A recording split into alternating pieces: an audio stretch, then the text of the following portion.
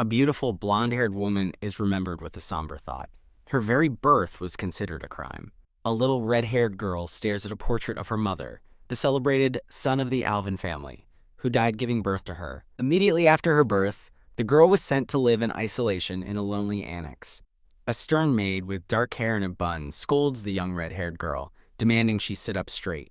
The maid viciously raises a rod to strike the girl, screaming that she is a monster as blood spatters. The little red-haired girl collapses to the floor in pain. The maid, once a loyal servant to the girl's mother, channeled her grief into hatred for the child she blamed. The maid cruelly informs the girl that her father's first order upon her birth was to never see her again.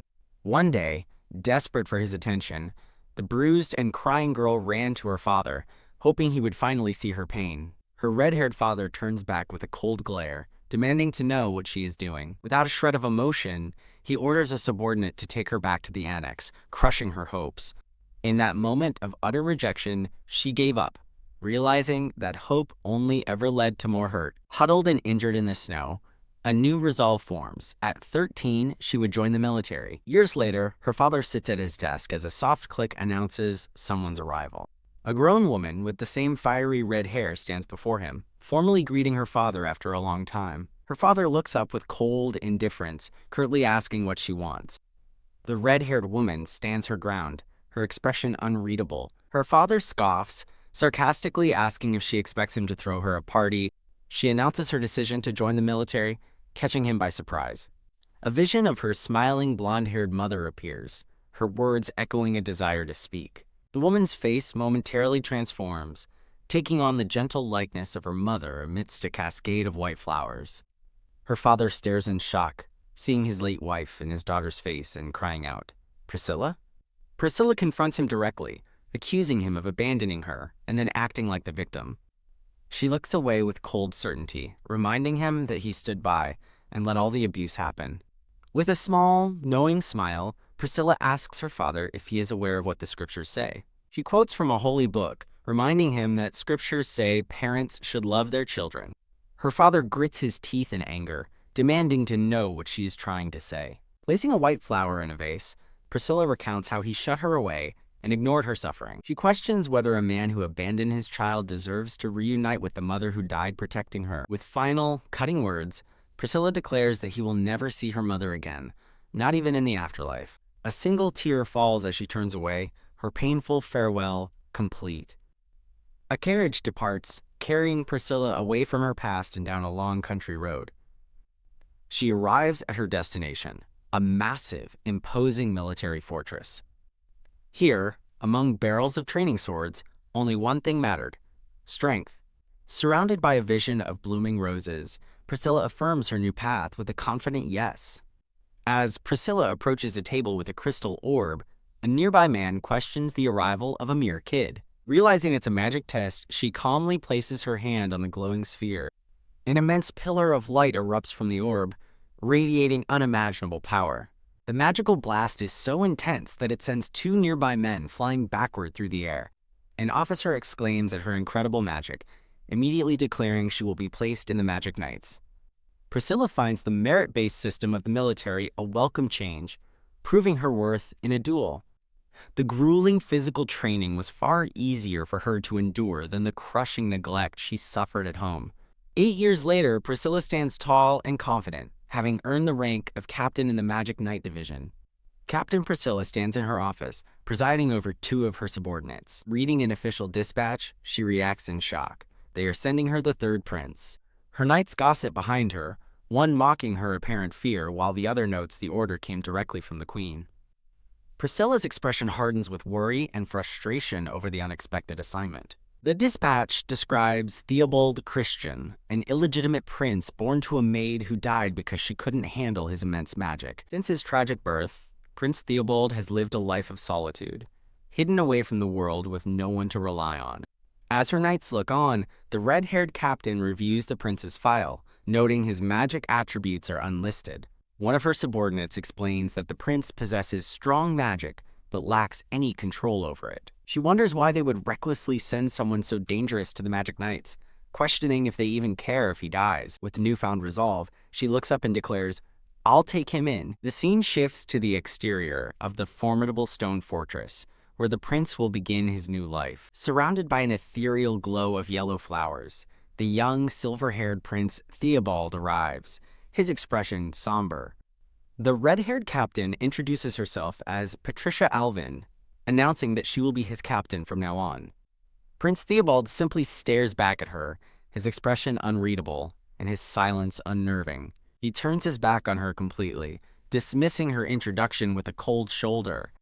Unfazed, Patricia smirks with amusement at his rudeness, while her subordinates gasp in shock. Stepping closer, she gently cups his face in her gloved hands, forcing him to look at her. Blushing and flustered by the sudden touch, Theobald stammers, asking what she thinks she's doing. Patricia offers him a soft, almost tender smile, her gaze locked on his. Then, with surprising force, she pinches and stretches his cheeks, much to his shock. The moment of gentle connection is shattered by her playful aggression. Ow, ow, ow. She lets go, and the force sends him stumbling backward onto the ground in pain. Scrambling up, he demands to know what that was for, but Patricia chides him for his rude words. He angrily reminds her of his royal status, but she dares him to go complain to the king. She taunts him with a whiny, mocking impression of him snitching to his father, startling him into silence. Patricia correctly deduces he can't complain because he's only here because he dared not disobey a royal order. His defiance crumbles, and Theobald looks down, his expression turning to one of quiet resignation. Observing him, Patricia realizes he doesn't seem angry, but rather profoundly lonely. A flashback reveals the harsh reality for illegitimate royals, who are often ignored or simply disappear. She surmises that he must live in constant fear, possibly even suspecting she's an assassin sent by the queen. Trapped by the royal command, Theobald has no choice and nowhere else to go. Leaning close, Patricia asserts her authority, telling him that as his captain, his life is now in her hands. Theobald looks up, resigned to his fate, and asks what she wants him to do. With a brilliant smile and a peace sign, she cheerfully orders him to run 20 laps, leaving him utterly speechless. Patricia leads the run with a smile, warning him to get moving, or things will only get harder. She narrates that she treated him like any other recruit as he struggles to keep up, muttering for her to shut up. He falters during the run, but she internally vows to drag him back if he ever tries to escape. During a grueling late-night training session, she relentlessly pushes him to repeat his drills. An overhead view shows the vast, empty training grounds of the fortress. Finally pushed beyond his limits, Theobald's hand gives out, and he collapses onto the dusty ground. Patricia stands over his exhausted form, her arms crossed as she impassively watches him. She admits to herself that the prince is tougher than she initially thought. Later, she tells the panting prince he needs more stamina, but he retorts that they're all insane. She explains that endurance is essential for survival, while he collapses, muttering that they are all monsters. As dusk settles over the fortress, a gentle breeze blows through the courtyard. Theobald lies on the ground, completely spent from the day's training. Patricia stands over him in the sunset, promising to make him so strong no one can ever take anything from him again. Lying on the ground, he looks up at her, absorbing her powerful words with a glimmer of hope. With a smirk, she adds that they will also make all the snobs who look down on him regret it. A genuine smile finally breaks through his somber demeanor as he agrees enthusiastically. Patricia shares that when she joined, she was mocked for being a woman, but silenced everyone by beating them up. She claims training clears the mind, but Theobald mutters it's just because her brain turned to muscle. Strength is power, she declares proudly, to which he calls her a muscle-brained noble with a horrible mindset. She cheerfully continues that her muscles have given her some good ideas. With a wistful, vengeful smile, she reflects that she should have destroyed her family's estate before enlisting. Hearing her shockingly brazen remark, Theobald bursts into a bright, unrestrained laugh for the first time. Theobald asks Patricia to stop calling him Your Highness and to just call him Theo, like everyone else. Looking determined, Patricia promises to do her best, but still formally addresses him as Captain Patricia. Wah! Patricia praises him with a very good and pats his head, causing a flustered Theobald to blush. A montage shows Theobald's grueling training, from sit-ups and running to intense sword practice.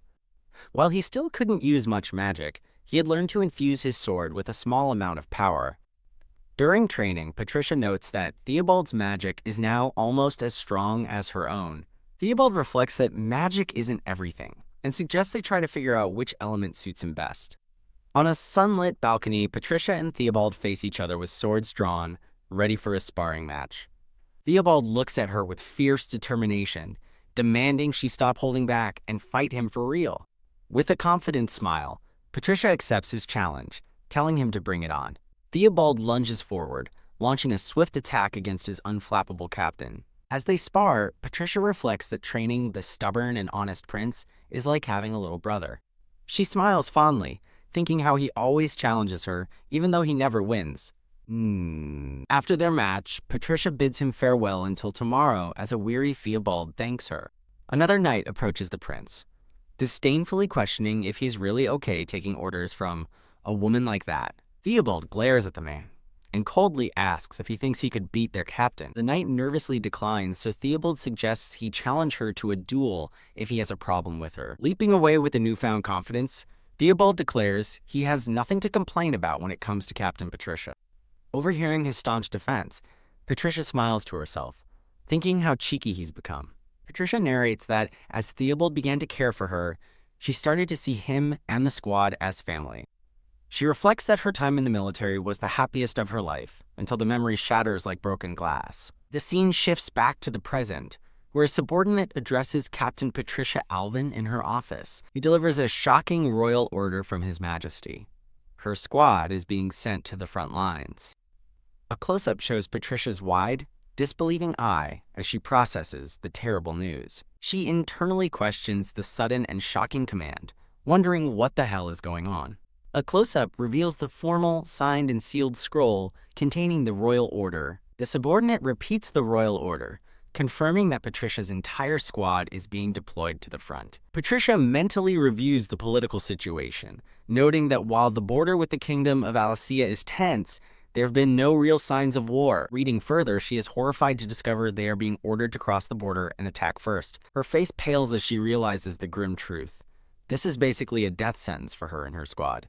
Patricia addresses her squad, explaining that as nobles, none of them ever expected to be sent into a real battle. She gravely informs them of their reckless mission to wipe out Alicia's border troops and push into their territory. A knight erupts in anger, demanding to know why their specific squad is being sent on this suicide mission. Clenching her fist, a pained Patricia states that they must obey because it's His Majesty's command. She announces they leave in 3 days and warns them not to breathe a word of the mission to anyone. Walking away, she somberly advises them to use their remaining time to be with their loved ones. The other knights react with despair and disbelief, while Theobald stands silently, watching Patricia leave. A close-up shows Theobald's face, his expression somber and filled with unspoken worry. The scene transitions to a quiet night, with a full moon shining brightly in the sky. Patricia sits alone in the moonlight, lamenting that she has no one, no friends or family, to say goodbye to. Theobald appears before her, framed by glowing blue flowers, his presence a quiet comfort in the night. He sits beside her on the wooden crate and gently asks if they can talk for a moment. Looking at her with grave seriousness, Theobald asks the question weighing on his mind. This is because of me, isn't it? Patricia knows saying yes would crush him, but realizes it would be a lie to say no. With a look of resignation, Theobald asks if they are being sent to the front lines just to die. Patricia recalls their unspoken fear. The Queen is trying to eliminate Theobald now that he's a stronger magic knight. The Queen's cruel plan is clear. Use the noble sacrifice of a lowborn royal to justify a war. With renewed resolve, Patricia looks at Theobald and makes a solemn vow. Theo, we're going to survive this. A fierce smile lights up her face as she promises they will outlive every single person who tried to throw them away. Theobald smirks back, a spark of defiance in his eyes, and declares that if he outlives them all, it will make him king. Ha ha ha, laughing, Patricia agrees, telling Theo she wouldn't mind seeing him become the king. She leans against him, musing that someone like him, who knows real suffering, would make a good king. But her narration ominously concludes that things never go that smoothly. The scene abruptly shifts, heralded by a sudden, sharp sound. In a flashback to the battlefield, Patricia and Theobald fight for their lives, as she recalls how their squad was nearly wiped out after crossing the border. Gah. As they retreat across the blood-soaked ground, a fellow knight is struck down by an arrow. Amid cries of ah and nu, Patricia grimly realizes she knew this would happen. She declares they've reached their limit and must fall back, but a voice from behind coldly forbids it. A gay knight reports a horrifying order for them to fight until they're dead before being slain by a supposed ally's glowing sword. As her own men turn on each other, Patricia realizes with dawning horror that they were nothing more than disposable pawns. Patricia steps forward, ordering her remaining panicked soldiers to retreat while she takes responsibility and prepares a counterattack. Suddenly, she senses an incoming wind bullet from the direction of their allies, wondering if it's a misfire. Her eyes widen in shock as she realizes the attack isn't a mistake. It's aimed directly at Theo. As Theobald turns in surprise, Patricia narrates that the Queen made sure he wouldn't leave the battlefield alive. Desperate to save him, Patricia races across the battlefield, pleading to get there in time. She shoves Theobald aside, just as the lethal magic is about to strike him. NNGH. Gritting her teeth, Patricia intercepts the blast, taking the full force of the attack herself. Thrown to the ground, Theobald looks back in horror and screams, "Captain!" Patricia collapses onto Theobald, her body limp. A close-up reveals Theobald's face, frozen in shock and terror. Kneeling over her bleeding form, Theobald desperately begs his captain to stay with him. Tears stream down Theobald's face as he's overwhelmed by grief and helplessness. With her dying breath, Patricia touches his cheek, urging him to live and make their enemies regret what they've done. "No!" He cries out her name in anguish, clutching her bloody hand to his face. Patricia's last thought is a selfless wish for her dear subordinate to survive. In the desolate aftermath, Theobald kneels alone over Patricia's body. Gently touching her face, he whispers, "It's okay, Captain." A new resolve hardens his expression as he promises he'll think of something. A new memory surfaces. He can use healing magic. He recalls that healing magic is looked down upon, especially for a royal, which is why he kept it a secret. A brilliant golden light erupts as he vows to pour all his saved-up magic into this one spell. He channels the powerful healing energy into Patricia, willing to die if it means saving her. Theobald holds Patricia close, a blood stain on his face, as a gentle light and a bed of flowers envelop them. Later, soldiers arrive to survey the battlefield, littered with the bodies of fallen knights. An officer laments the waste of such a talented unit, assuming the third prince was killed in the ambush. Another man notes that the queen's cruelty knows no bounds and that the king is merely her puppet. A soldier rushes in with shocking news. They found a survivor. The officer finds a wounded but alive Theobald and helps him to his feet. Patricia awakens in a field of flowers, hearing a faint voice ask, "Child?" "Oh!" Her vision slowly clears on an unfamiliar chandelier. A young woman and a boy peer down at her, surprised to see she's finally awake. Awakening in a bed surrounded by children, Patricia watches as the boy runs off to get the director. Two small children ask if she's okay, and she answers that she's fine. Touching her throat, she's stunned by her high-pitched voice and the sight of her own small hands. The vision is punctuated by a flash of white flowers. Holding a hand mirror, Patricia panics, shouting that she's younger and demanding to know what happened to her. A nun approaches, explaining that they were worried because Patricia had been asleep for 3 days. She reveals that the army found Patricia collapsed near the border and brought her to a large estate. Patricia looks down, deeply troubled and confused by her impossible new reality. Patricia's final memory of her past life is of dying in the war, leaving her to question her current youthful form. Her first and most urgent thought is for Theobald, desperately wondering if he's okay. She concludes that her father and brother have likely forgotten her and that she now has no one.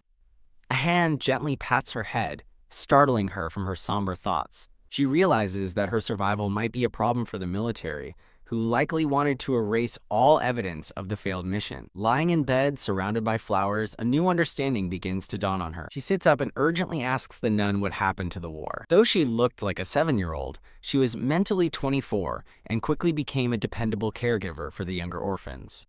The war had made the poor orphanage's situation even worse, leaving the children constantly hungry. With barely enough food to go around, she is shown sharing her meager meal with a younger boy. She reflects that the country must be in a terrible state for children to be starving like this. The narration grimly states that war and poverty always crush children first, with many dying on the streets. After a year of hardship, the war finally reached a ceasefire. The director assures the children they are safe, but Patricia notes there was no official notice. The fighting just stopped. Despite the ceasefire, A steady stream of new orphans arrived, pushing the struggling orphanage to its breaking point. Holding a sleeping child, Patricia feels helpless, wondering what she can possibly do in her small body. Two children rush over, calling her Patty and excitedly telling her that the director has a visitor. The boy adds that the visitor looked extremely rich, piquing Patty's curiosity. The three of them walk together across the grounds of the estate. As they approach, Patty's face pales with sudden, abject horror. She recognizes the visitor as her father, a man she hasn't seen since she left home years ago. He turns his head sharply, his gaze locking onto her from a distance. He asks the director about Patty, and the nun explains she is one of the war orphans they recently took in. The nun praises Patty's responsible nature, but Patty worries about what to do, feeling trapped. A wave of defiance washes over her as she decides she wants nothing to do with him. As the nun gently chides her for being rude, Patty grows more frustrated. Her father continues to stare at her, a thoughtful and unreadable expression on his face. She flinches under his gaze, wondering if he thinks she's the ghost of his dead daughter. He suddenly reaches out toward her and she stumbles back in alarm. Looking down at her, he sternly asks what's going on. He then makes a stunning announcement to the director. He wants to adopt this child. Horrified, Patty thinks he must be joking and vows not to return to that house, questioning his motives. She looks up at her father and pleads with him to choose someone else. Although being adopted by a noble is the best possible outcome for an orphan, she refuses to go back to that place. Her father counters with a powerful offer. If he adopts her, he'll ensure the orphanage is properly funded. Both the nun and Patty are shocked into silence by his proposal. He agrees to the deal very well, adding that he'll personally oversee the distribution of the funds. Surrounded by an aura of white flowers, Patty feels the weight of her decision and finally agrees to go. Internally, she admits she doesn't want to, but she won't risk the other children's lives over her old grudge. With the adoption arranged, a carriage arrives to take her away from the orphanage and her friends. Dressed in a new gown, she takes a hesitant step forward, looking up at what awaits her. She narrates her return to the grand estate she swore she would never enter again. Her father waits for her in the sunlit garden of the mansion. He gently pats her head, but she remains suspicious, wondering if he's using a lookalike to torment her. She resolves to use her magic and run away if he tries anything suspicious. To her complete shock, he suddenly lifts her into a warm, tight hug. Huh? She looks up at him, utterly confused by this unexpected show of affection. Overwhelmed with emotion, her father holds her close and begins to sob uncontrollably. The scene shifts to Theobald, now a powerful figure in a royal cape, as Patricia narrates that she didn't yet know the whole story. Patricia stares in utter shock, her mind reeling from the revelation. She glances from a large framed portrait of her adult night self to her own small reflection, completely bewildered. Her father praises the portraits of his wife and daughter, but Patricia internally scorns his words, believing it's all an act to cover his past neglect. Clenching her fist, she silently dismisses his behavior as a pathetic performance of mourning for a child he never truly cared about. Feigning a smile, she asks if he adopted her because she resembles his late daughter.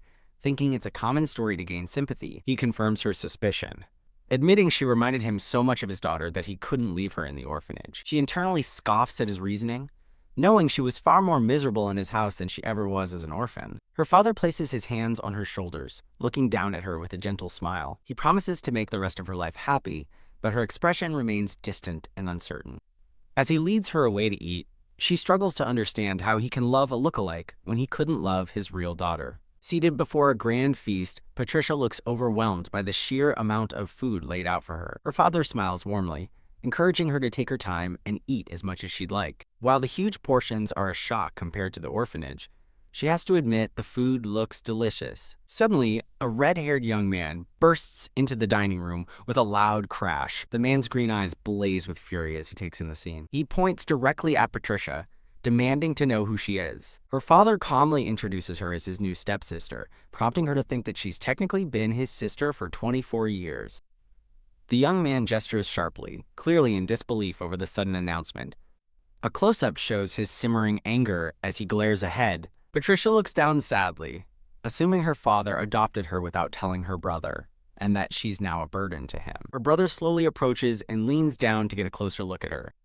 To her surprise, he smiles gently amid a shower of flowers, introduces himself as David, and welcomes her. Patty gives a formal bow, promising not to cause any trouble. Her father smiles, telling her there's no need to be so formal and to just act like herself. Sitting alone, Patricia quietly wonders why they are suddenly being so kind to her. She is presented in a beautiful new frilly dress, looking like a proper young lady. David suggests a softer color might suit Patty better, and their father thoughtfully considers his son's fashion advice. Standing in a room filled with new clothes and gifts, a stunned Patty can only offer a hesitant thank you. Her family encourages her not to be shy, as she is now a lady of the Alvin family, a title that is finally starting to feel real to her. She grimly recalls the cruel head maid who blamed her for her mother's death, and the butler who always looked at her with disgust. In stark contrast to her memories, two maids now greet her with bright, welcoming smiles. She reflects on how different things are now, as they eat together and her family actually listens to her. Over tea, she cautiously addresses her brother as Lord David. He looks over, and she shyly corrects herself, calling him Big Brother for the first time. Hearing this, her father looks up from his teacup, visibly stunned and moved. A collection of presents, including a teddy bear and a necklace, symbolizes the family's acceptance. Posing for a new family portrait, she feels like the dream she once had as a lonely little girl is finally coming true. Sometime later, a slightly older Patricia walks through the gardens in riding clothes, looking confident. She spots her father and David talking together in the distance. When she sees them looking up at her old portrait, she instinctively ducks behind a pillar to hide. David asks his father if he is certain Patty isn't his biological daughter, given her striking resemblance to Patricia. Her father states that he only ever loved her mother, so it's impossible for him to have a child with another woman. David suggests she might be a forgotten relative, while Patricia fumes in her hiding spot, frustrated they can't see the truth. Her father wonders aloud if God sent Patty to them as a chance to atone for their past sins. A vision of her mother appears in a mirror, her voice questioning if God would truly grant them a second chance with the woman who died protecting her child. Her father confesses to David that Patricia hated him because she was a constant reminder of his late wife. David looks down with regret, admitting that Patricia was innocent and that he was a foolish and sinful child. The father laments that he could have discovered the truth about the servant's abuse if he had just asked, but now it's too late to fix his mistakes. Overhearing their conversation, Patricia is stunned to realize her father never ordered her mistreatment, and that must be why the old staff is gone. She finally understands that after she left the house, her family discovered the servants' cruelty and fired them all. Her father tries to stop Theobald, pleading that Patty is just a child, but the silver-haired man simply asks, "Oh?" Theobald reminds him that Captain Patricia joined the military at only 13, causing both her father and brother to flinch. He coldly points out the hypocrisy of sending his real daughter to battle, while hesitating to send his adopted one to the safe royal palace. With a chilling expression, Theobald looks down and declares the entire situation strange. Her father and David look down in shame and regret, unable to answer his sharp accusation. Patricia looks up at the imposing man, quietly saying his name, Theo. She recalls how furious Theo used to get when she, as Captain Patricia, would tell him about her neglectful family. Back in the present, Theo turns his attention to her, asking if her name is Patty. He explains that serving as a lady-in-waiting will be a good opportunity to learn manners and prepare for marriage. Her expression falls as she understands the truth of her situation. She is a hostage, a test of the Alvin family's loyalty. She knows she can't refuse, fearing what Theo might do to her family, given his past knowledge of their cruelty. In a moment of quiet reflection, she admits that before, she never cared what happened to them. But now, having finally been loved by her father and brother, she admits she was truly happy. Steeling her resolve, she decides to protect the happiness she has finally found. The scene transitions to a grand, sunlit view of the royal palace. Now dressed in a simple maid's uniform, Patricia nervously holds a wash basin. She laments that since all the other court ladies refused the task, she is the only one left to handle it. Rushing down a long, opulent hallway, she calls out for His Majesty. She peeks through a curtain, realizing the outrageous privilege of being allowed to enter the king's private chambers unannounced. With a bright smile, she throws open the curtains to wake the king, wishing him a good morning on a beautiful day. Theobald groans, shielding his eyes from the sudden burst of light. She thinks to herself that most of the staff are too afraid to wake him, often delaying morning affairs. Rubbing his eyes, he tiredly remarks on how energetic she is again today. She beams, cheerfully replying that she has always been a morning person. Sitting up, Theo smirks slightly, noting that she truly isn't afraid of him. She offers a gentle, knowing smile in response to his observation. He reaches out and gently takes her hands in his. A golden light suddenly glows from their clasped hands. Her eyes widen in shock as she realizes her chapped skin has been instantly healed. She stares at him, wondering if Theo's specialty has been healing magic all along. A flashback narrates that as a prince with no offensive magic, Theo was looked down upon, as healing was considered a woman's role. He kept his talent hidden until he came up with an idea to weaponize his healing magic. Because healing magic manipulates the human body, she realizes it can be used not only to heal, but also to destroy. He developed his rare skill to such a degree that he can now stop a human heart, the true reason people fear him. Theo looks on with a calm, confident expression, his power now fully realized. Patty reasons that unlike the cruel former king, Theo is kind and would never kill without a reason. Because she wasn't afraid of him, she found herself assigned nearly all the work related to him.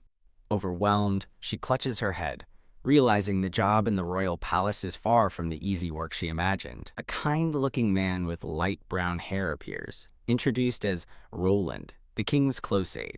Patty smiles, explaining that she actually enjoys her work, as it's easier than constantly pretending to be a child at home. Roland dabs at his eyes, as if overcome with emotion, while Patty stands beside him, looking on calmly.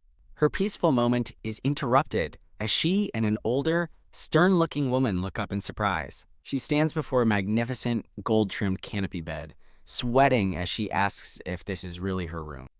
Turning to the head court lady, she happily asks if this is the wrong room.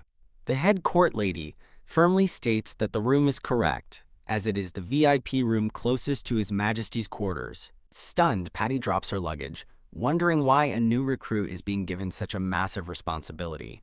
Hesitantly, she opens the door to her new closet. Inside, she finds a wardrobe filled with an array of beautiful, shimmering gowns.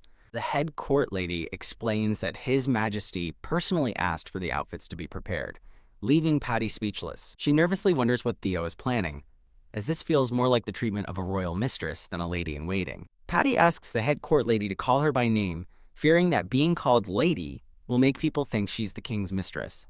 Agreeing, the head court lady addresses her as Patty and asks her to choose a dress. Patty is revealed in a stunning light blue gown, looking radiant amidst a shower of flowers. She marvels at how beautiful the dress is and how perfectly it fits. She grows suspicious, wondering why a lady-in-waiting would receive such an expensive new gown. As the head court lady knocks on an ornate door, a voice from within invites them to enter. Now dressed for her new role, Patty looks down nervously before entering the office. Inside, Theo is busy at his desk while his aide, Roland, sits nearby with a folder. Theo looks up with a slight smile, formally welcoming Lady Alvin. Patty is awestruck by the sheer magnificence of the king's office. Theo explains that this is her new workplace, where she'll assist him and Roland, leaving her completely stunned. Roland beams, expressing his genuine delight at finally having a coworker. He enthusiastically shoves a massive stack of papers toward her, looking forward to their work together as she internally shrieks. The absurdity of the situation hits her as she questions the sanity of having a 12-year-old assist the king. Theo officially assigns her to her new post, instructing her to assist him alongside a waving Roland. Overwhelmed, Patty panics, convinced she's unqualified for the job as a 12-year-old with no experience. Crushed by the pressure, she collapses onto the desk, feeling it's impossible for her to assist the king. Roland looks on, genuinely impressed by her reaction. Theo muses about everyone having 3 lookalikes, but when Roland agrees, Theo curtly tells him to shut up. Ignoring the king, the aide formally introduces himself to Patty as Roland Alvarez. Patty is taken aback, recognizing he's from the prestigious Alvarez Marquise family. Roland asks to call her Patty, and she agrees, inviting him to just call her Roland in return. Her eyes widen in sudden shock at something she's just realized. Across the room, Theo stews at his desk, his expression hardening with irritation. Roland laughs and teases Theo, pointing out that if he wanted to call her Patty, he could have simply asked. Surrounded by a floral frame, a pensive Theo considers Roland's words. Taking the opportunity, Patty shyly tells His Majesty he is welcome to call her Patty, too. Theo looks over his shoulder and asks if she is sure, to which she happily confirms. Visibly moved, Theo softly says her name for the first time. Patty. She beams with a bright smile, responding, "Yes, Your Majesty." Watching the exchange, Roland looks slightly taken aback by their immediate rapport. Roland cheerfully slings an arm around her, officially welcoming his new co-worker. He leads her away for a tour, leaving Theo with a parting order to finish all the paperwork. Patty glances back, anxiously wondering if it's truly okay to leave the king with so much work. Left alone with a mountain of documents, a furious Theo grips his pen so tightly that it snaps in two. Roland begins his tour, cheerfully leading Patty through the grand palace corridors. He introduces her to the small assembly hall, explaining it's used for minor meetings. Next, he shows her the grand assembly hall, where major meetings with high-ranking nobles are held. Patty's head spins as she realizes how vast the palace is and how difficult it will be to learn her way around. Their tour continues into a breathtaking garden filled with vibrant red roses. She gasps, completely captivated by the beautiful scenery. Roland smiles, asking if she likes the garden as she turns to him, nodding enthusiastically. The view lingers on a close-up of the lush, sparkling pink roses. As they walk, Roland asks if she knows the real reason she was chosen as the king's exclusive maid. He explains that His Majesty once had a first love. Patty is surprised to hear this, questioning if Theo really had a first love. She feels a pang of loneliness, realizing Theo never told her he had someone he loved. Roland drops a bombshell. Theo's first love was her stepsister, the knight captain Patricia Alvin. The revelation short-circuits her brain, leaving her utterly speechless and confused. He continues, explaining that Lady Patricia was Theo's superior officer in the military and had looked after him. Roland points out her striking resemblance to his first love, while Patty internally grapples with the irony of their shared past. He explains that according to the Frontier Marquis' army, Patricia's body was never recovered. The story flashes back to the formidable Frontier Marquis and his powerful army. Roland reveals that the Marquis, hating the manipulative former queen, secretly raised Theo in the frontier lands to become the next king. With the Marquis' backing, the throne was successfully usurped 6 months ago. Patty reflects on the incredible twist of fate that has entangled her in this royal drama. As Roland pauses, she quietly acknowledges to herself that his words ring true. He remarks on the sadness of the situation, a sentiment reflected in her somber expression. He cruelly suggests that her own father merely adopted her as a doll to replace his lost daughter Patricia. With a smirk, Roland adds that His Majesty now desires her for the same twisted reason, as a substitute for his first love. He mockingly calls the situation bad taste, and sarcastically comments on how popular she is as a stand-in. Overwhelmed by his cruel words, she feels a knot of anxiety tighten in her chest. Steeling herself, she turns to face him, formally addressing him as Lord Roland. She stands before him with quiet resolve, ready to confront his accusations. Realizing Roland must feel threatened, she internally dismisses his first love story as a complete fabrication. She correctly deduces his fear that she, an orphan of unknown lineage, could use her appearance to charm the king and aim for the throne. Looking him in the eye, she calmly assures him that she has no ambition to become queen and is only here to work. She boldly challenges him to voice his concerns directly to the king, confident that His Majesty would listen to a trusted aide. Surprised by her sharp and direct response, Roland can only manage a short, impressed laugh. She smiles, reaffirming her sincere desire to do her best and be of service to His Majesty. Defeated, Roland abruptly ends the tour, telling her to direct any problems to the head lady-in-waiting. As he departs, she wonders if his intense concern is shared by everyone else in the palace. She pictures the tragic, romantic narrative that people must be imagining between her and the king. Standing beside the head court lady, she questions whether Roland was being manipulative or if his fears are widespread. Seeking clarity, she decides to ask the head court lady directly if it's true she resembles the king's first love. The head court lady calmly confirms that her resemblance to Theo's lost love is common knowledge among the palace staff. The confirmation sends Patty into a comic panic, horrified that people genuinely think Theo wants to make her queen. She clutches her head in despair, realizing the insane implication that Theo is grooming a child look-alike to be his future wife. She understands the political usefulness of such a story, painting the king as a tragic, romantic hero. A few weeks pass, shifting the story forward in time. Now dressed in a simple maid's uniform, Patty calmly agrees to her assigned duties. She reflects that because she's the only one unafraid of the king, the other staff keep pushing all of his direct duties onto her. She notes with surprise that after their confrontation, Lord Roland has made no further attempts to restrain her. Instead, Roland now cheerfully praises her work in front of others, much to her inner exasperation at his smooth maneuvering. The scene finds Theo working diligently by candlelight, poring over documents late into the night. Bringing him tea, Patty calls him out for repeatedly breaking his promise to rest. She expresses her genuine concern, warning him that losing sleep is like shortening his own life. He dismisses her worries, explaining his powerful healing magic protects him from everything except instant death. She points out that healing magic can't erase fatigue, and he seems struck by her description of his power as convenient. Theo smiles, remarking that he's used to people finding him creepy, but she is the first to ever call him convenient. He playfully turns the tables, ordering her to go to bed because children need their sleep. His mind drifts to a memory of his younger self, eagerly begging Captain Patricia for another sparring match. He recalls the moment he nervously presented her with a gift of lace fabric. The sweet memory of telling her how well it suited her is jarringly interrupted by a desperate plea, "Please don't die." The flashback culminates in his tearful confession of love at the moment of Patricia's apparent death. Back in the present, a dazed Patty jolts, startled by the sudden, powerful memory. Noticing her strange behavior, Theo calls out her name with concern. In a moment of sudden clarity, Patty finally understands the depth of his past feelings for her. As Patricia, it was true love. Lost in his own memories, Theo softly confirms his feelings, surrounded by a romantic vision of roses.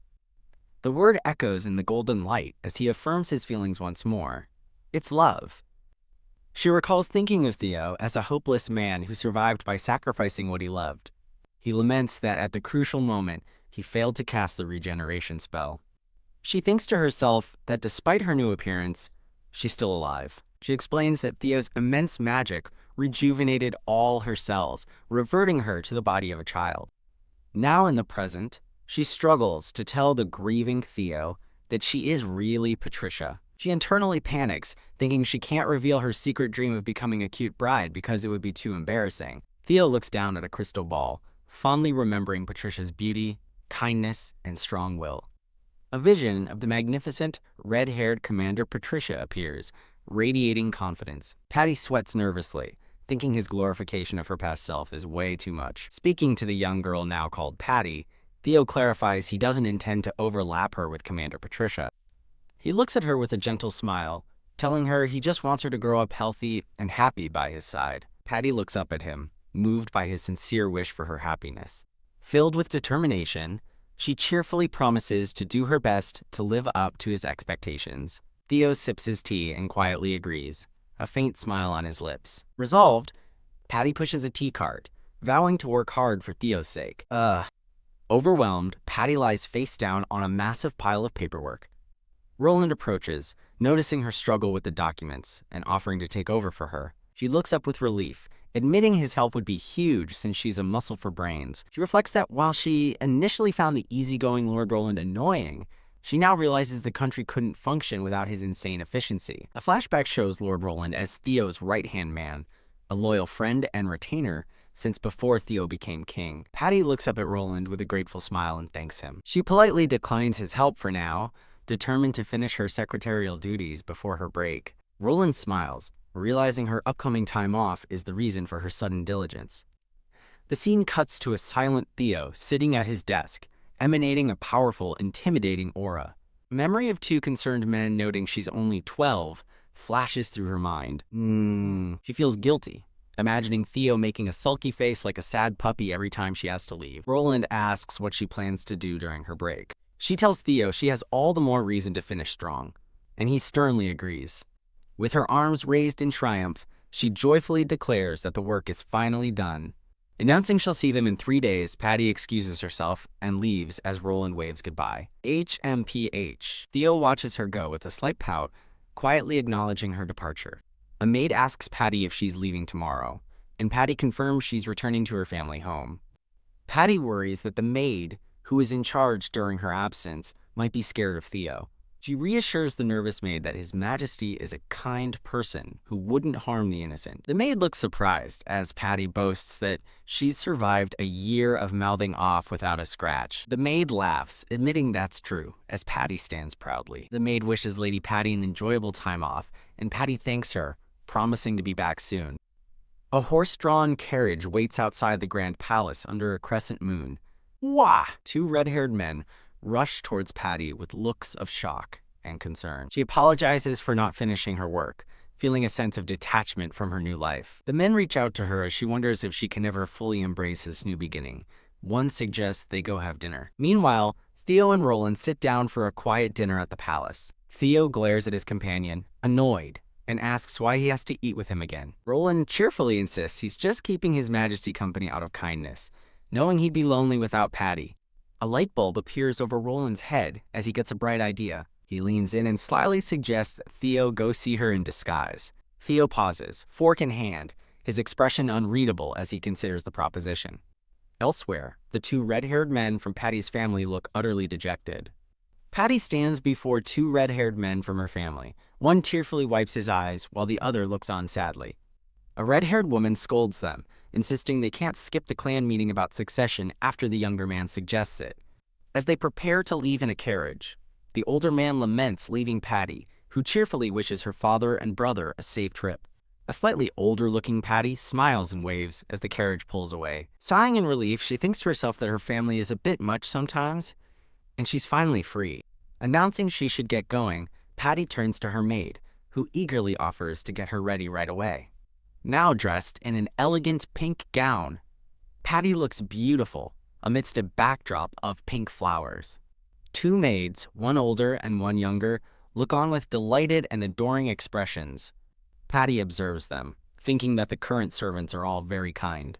She realizes her father must have replaced the old staff as a form of atonement for their past treatment of her. The scene shifts to a bright, sunny day in a charming town square. Her maid asks if she has plans for the day, and Patty enthusiastically says yes. She thinks about the fancy dresses and jewelry her body supposedly craves, things they don't want her to have. With a determined expression, Patty sets her mind to her true goal. She abruptly turns and walks off, leaving her maid to call out in surprise. Standing before a sturdy wooden door, Patty tells her concerned maid to wait outside.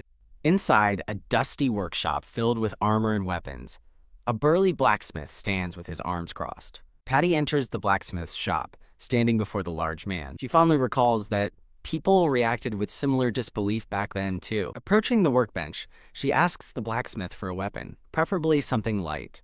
To demonstrate, she tries lifting a heavy sword, but immediately stumbles and falls from the weight. The blacksmith looks down at her, struggling on the floor, and says, "See? I told you." A vision of her former self appears, effortlessly holding the same sword as its blade glows with golden magic. She explains she came, seeking a weapon with high magical conductivity, causing the blacksmith to stare at her in dawning recognition. Gasp! The blacksmith shouts her name in shock. "Patricia!" He looms over her, demanding to know why she's so tiny. Patty nervously feigns ignorance, thinking no one would believe she de-aged. He holds the magic-infused sword, stating her magical signature is identical and reminding her how many years he's forged her weapons. With a sigh, Patty finally admits her identity, explaining she accidentally turned back into a child. The blacksmith stands in disbelief, demanding to know what happened to her.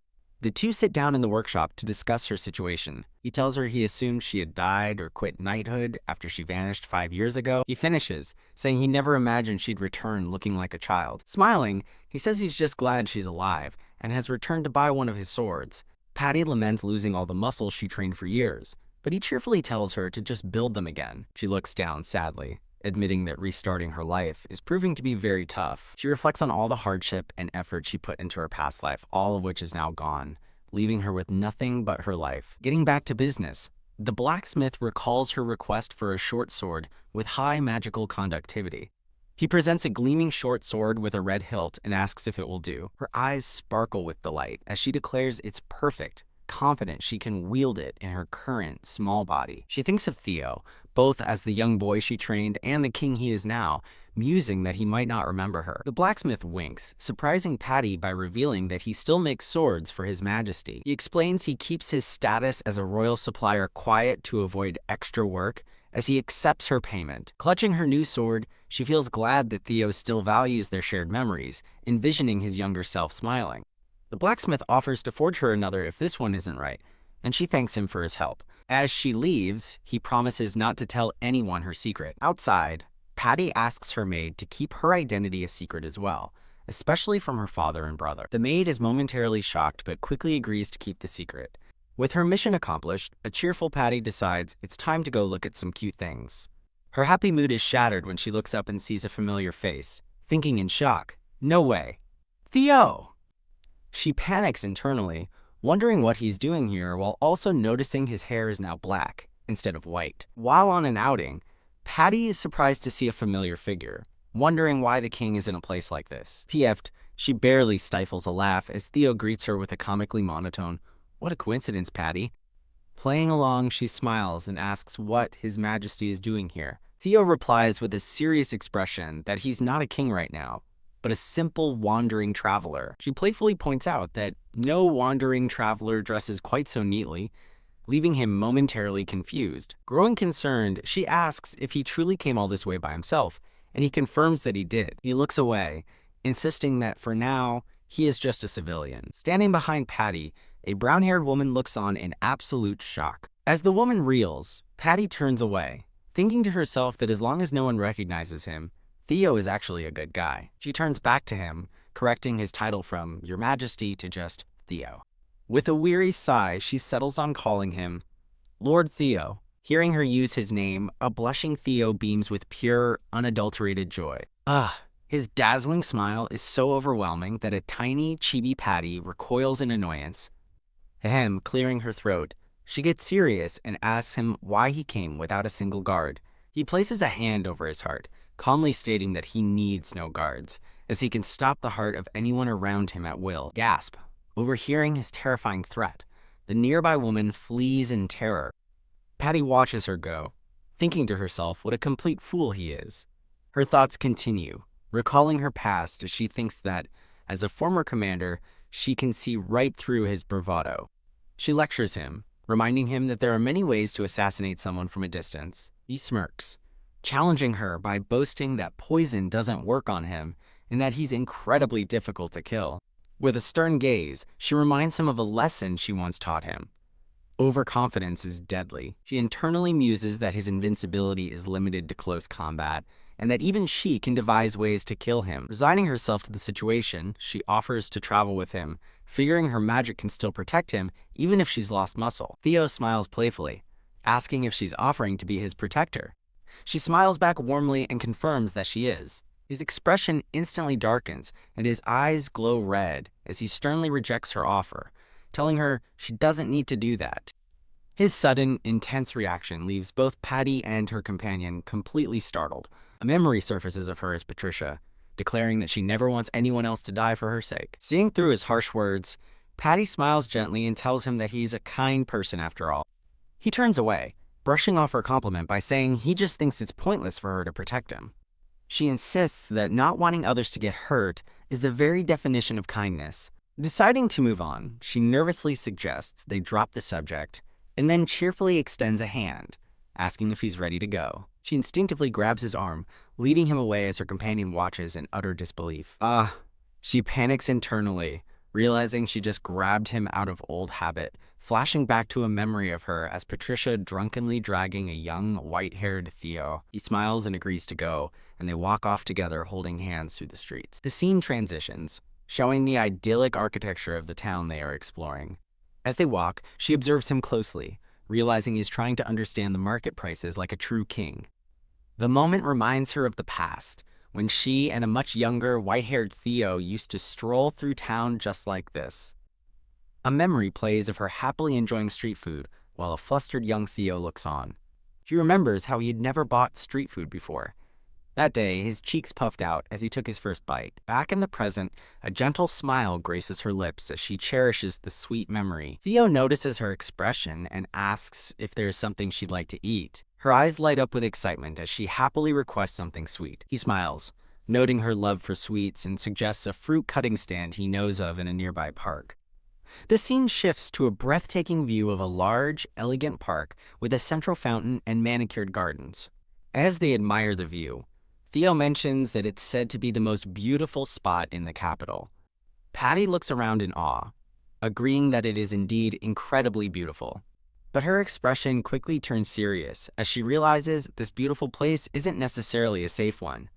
Surveying the quiet, open space, She thinks that, unlike the bustling main streets, this area is perfect for an ambush. Theo comments on her observation, while Patty notes how fascinating it is to see him act like a king. Zap! Her eyes widen as her instincts scream of a sudden, magical threat. Looking up in alarm, she sees a massive, crackling sphere of dark purple energy forming in the sky. For a brief moment, they stand together peacefully before the park, unaware of the impending attack. Whipped by a sudden gust of wind, Patty turns with a look of pure shock and dread. The sinister orb of purple magic continues to gather power, crackling with destructive intent. The massive magical attack hurtles down from the sky, aimed directly at them. She panics, realizing that a magical attack of this magnitude would be lethal to both her and Theo, and wonders how she could possibly block it. Cursing her weak body, she steels herself, resolving that, at the very least, she can become his shield. With a fierce cry, she shoves Theo with all her might, trying to push him out of the blast radius. Theo glances up, his expression remaining surprisingly calm in the face of danger. Before she can move away, he pulls her into his arms, leaving her stunned by his sudden action. With a stern expression, Theo raises his hand towards the incoming attack. Bam! With a brilliant flash, the massive purple spell harmlessly dissipates into nothingness. Nearby onlookers gasp and squeal, dazzled by the sudden, spectacular display. Safely in his arms, Patty looks up in wide-eyed shock as he holds her protectively. Her breath catches in her throat as she can only think one word. Amazing. She internally scolds him, remembering she had definitely told him not to imitate moves like that. She starts to call out his name, a mix of concern and awe on her face. She realizes her body just moves on its own when she sees someone in danger. Frustrated by her own helplessness, tears begin to well up in her eyes. Seeing her cry, a frantic Theo begs her to stop, explaining that he was just worried about her. Overwhelmed by the situation, she stands silently as tears stream down her face. She chides herself for becoming so emotionally childish. Bowing her head, she apologizes for her rash actions. He gently wipes her tears away, apologizing for speaking too harshly and startling her. After composing herself, she looks up at him and asks what the attack was about. He calmly explains that it's the usual, as his life is always being targeted. He then sincerely apologizes for getting her involved in the danger. Now that the danger has passed, Patty curiously asks His Majesty how he blocked the magic. Her inner magic nerd awakens, buzzing with excitement to know what kind of defense magic he used. He casually touches his hair, explaining that he just hit it head-on with his own mana. She stares in disbelief, realizing he countered a powerful spell without any formal incantation. A narrator explains that while mana is usually channeled through spells, Theo can crush attacks with pure mana control, a feat only he can achieve. She recalls that the only assassination plan she could devise for him was a long-range magic attack, and realizes he already knew of this weakness. Awestruck, she acknowledges that Theo has grown up to become so much stronger than she ever was. Her concern returning, she nervously asks if Lord Theo is all right. Theo gives a slight wave, dismissing her worries. He suggests they return to the palace for the day, but she worries that another attack might come. He reassures her by promising to take her to the boutique and cafe another time. He smiles blissfully, already looking forward to their next outing together. The next day, Patty walks alone through a sunlit corridor in the palace. She muses that while she enjoys vacations, dealing with her overprotective father and brother is a hassle. A cheerful voice welcomes her back, and she turns to see a smiling Lord Roland. She forces a polite, albeit strained, smile in return. Roland asks if they caught the culprit from the attack, and she informs him that they escaped. He leans in, adding that while there's no proof, they have a strong suspicion about who was behind it. Patty listens with a serious expression, her mind processing the information. Winking knowingly, Roland confirms that her suspicions are correct. Roland continues his thought, recalling how the former Queen Dowager tried to have His Majesty and the entire Magic Knight unit killed on the front lines. He internally reflects that he almost died because of the Queen, who Theo despises, and who surely hates Theo in return for taking everything from her. He tells Patty that the Queen is a stubborn one who managed to escape after the former king was killed, and her location remains unknown. As Patty listens thoughtfully, the narration explains the Queen is likely being sheltered by her birth family, the Duke's house, even a year after the rebellion. Patty shares her own theory with a serious expression, stating that there must be a mole somewhere close to the center of power. A surprised Roland asks if she has any suspects in mind, to which she thoughtfully replies, "Let's see." Looking at him with a sly smile, Patty playfully suggests that perhaps Lord Roland himself is the suspect, leaving him with a faint smirk. A promotional image features a woman with black hair and red eyes, smiling menacingly. Patty presses her accusation more directly, asking, "The traitor? Is it you, Lord Roland?" Wah! Roland bursts into comical tears, crying that she's being mean, while Patty internally mimics his dramatic denial. As Patty laughs at his over-the-top reaction, a tiny chibi Roland begs her to say she trusts him. Roland smiles, while Patty internally dismisses him as a suspect, reasoning his prestigious background and future as Theo's aide give him no motive to betray them. Roland notes that His Majesty has no shortage of enemies, prompting Patty to ask him, as a close aide, for more information. He shares a rumor that a surviving member of the former royal family is being secretly supported by the Queen Dowager and rebels, leaving Patty stunned. Roland leans in with a mischievous grin, revealing his family has always leaned toward the anti-government faction, shocking Patty. He plays dumb as Patty looks on with wide-eyed confusion. Suddenly engulfed in comedic flames of resolve, Roland declares he's going home, and Patty calmly wishes him a good rest. They exchange friendly waves and bid each other farewell until tomorrow. Knock knock, Patty announces herself at the Emperor's door and is told to come in. After she enters, Roland is left standing alone in the hallway, his expression turning pensive. He smirks to himself, thinking she's strangely sharp for her age, and chalking it up to animalistic intuition. His expression grows somber as he turns to leave, thinking that nothing can be changed now anyway. Inside, Patty bows before Theo's desk, announcing her return from her time off. Theo questions her early return, reminding her that her leave isn't over yet. As he tells her to go rest, she internally fumes at the irony, since he was the one who snuck out to see her. Putting on an act, Patty pleads with him not to send her away, claiming she came back because she thought he'd be lonely. She inwardly celebrates as he becomes flustered, and he looks away while denying he was lonely, which makes her think some things never change. Standing before his desk, she enthusiastically declares that she'll resume her duties tomorrow. Theo gives in with a gentle smile, telling her to rest well. Later that night, Patty sits alone in her moonlit room, lost in thought. In the quiet of her room, she holds a small, ornate dagger, her expression serious. She recalls the helplessness she felt during Theo's attack, lamenting that she had wanted to live as a normal, noble lady. Musing on her second life, she feels that despite her strong magic, being protected feels unsatisfying, and that something is missing. Gripping the dagger with renewed resolve, she realizes she needs stamina and muscle, deciding then and there to start training. She practices a lunge, feeling that her body still remembers its military drills and that this new plan might actually work. A few minutes later, the spotlight finds her collapsed on the floor, completely exhausted and panting for breath. Struggling on the floor, she grits her teeth, determined not to let her weakness continue. The next morning, a re-energized Patty knocks and announces her arrival to the Emperor. Holding a wash basin, she winces as even the simple act of knocking sends jolts of pain through her sore muscles. She enters the room and stops in her tracks, surprised by what she sees. In a floral fantasy, a shirtless Theo is sleeping peacefully on a couch, clutching a pillow. A warm smile graces her face as she watches him sleep. She fondly recalls her past as Patricia, remembering how she had to scold a young Theo for clinging to his bunkmate in his sleep. Her cheerful greeting is cut short as Theo's eyes snap open, startling her. Shaking from surprise and soreness, she struggles to hold the basin steady, insisting that she's perfectly fine. A concerned Theo offers to examine her and uses magic to heal her.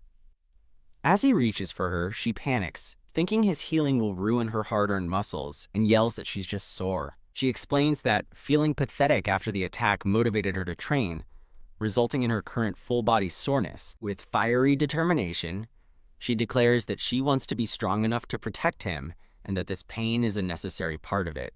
A tiny, chibi Patty flexes proudly, surrounded by floating biceps, declaring her commitment to getting strong. TFFT. A flustered Theo tries to stifle his laughter, covering his mouth as he blushes. Hiding his face, he tells her she doesn't have to laugh so hard, but an annoyed Patty insists that's not why she's laughing. She suddenly recalls a memory of herself as a soldier struggling to carry barrels, and realizes with a shock that she was the one Theo always laughed at. Wah! His unspoken words leave her completely stunned and blushing furiously. Later, walking down a hall, she bemoans her exhaustion and sore muscles, now compounded by his shocking confession. Two maids greet Lady Patty good morning, and she warmly returns the sentiment. Staring at her meal with resolve, she reaffirms her decision to build muscle and watch her diet. But as she eats, she suddenly feels ill, dropping her fork with a clatter and coughing violently before collapsing to the floor, vomiting blood. In the darkness of her fading consciousness, she wonders why this is happening to her. A panicked Roland bursts through a door, urgently calling for His Majesty. He rushes into Theo's meeting, and Theo immediately asks what's wrong. Roland whispers the horrifying news to Theo. Patty has been poisoned and collapsed, vomiting blood. A close-up reveals Theo's eyes, widening in pure shock and dawning fury. Without a moment's hesitation, Theo springs from his chair and bolts from the room. He finds her unconscious on the floor and cries out her name in anguish. He gently cradles her in his arms, her face stained with blood, as he thinks that she is going to cry. In a haze of golden light, her final thoughts drift to her family, finding it a blessing to know they would mourn her. Sometime later, Patty awakens peacefully in a luxurious bed. She turns her head to find Theo asleep at her bedside, his head resting near her pillow. Startled awake by her movement, a relieved Theo exclaims that she's finally awake. With a tear-streaked and exhausted face, he passionately asks how he could have possibly slept while she was poisoned. He reveals she's been unconscious for 3 days, even after he used detoxification and healing magic on her. He tenderly holds her hand, gazing at her with overwhelming relief. Smiling weakly, she thanks His Majesty, acknowledging that she's alive because of him. He gently insists she not call him Your Majesty, so she corrects herself with a soft laugh, thanking Lord Theo instead. Theo looks down at their clasped hands, tormented by the thought that she was targeted because he kept her so close to him. She reassures him with a bright smile, promising she would never resent him. He looks down, his expression still heavy with guilt and concern as he holds her hand. The narration explains that while many visited, they decided to keep her poisoning a secret.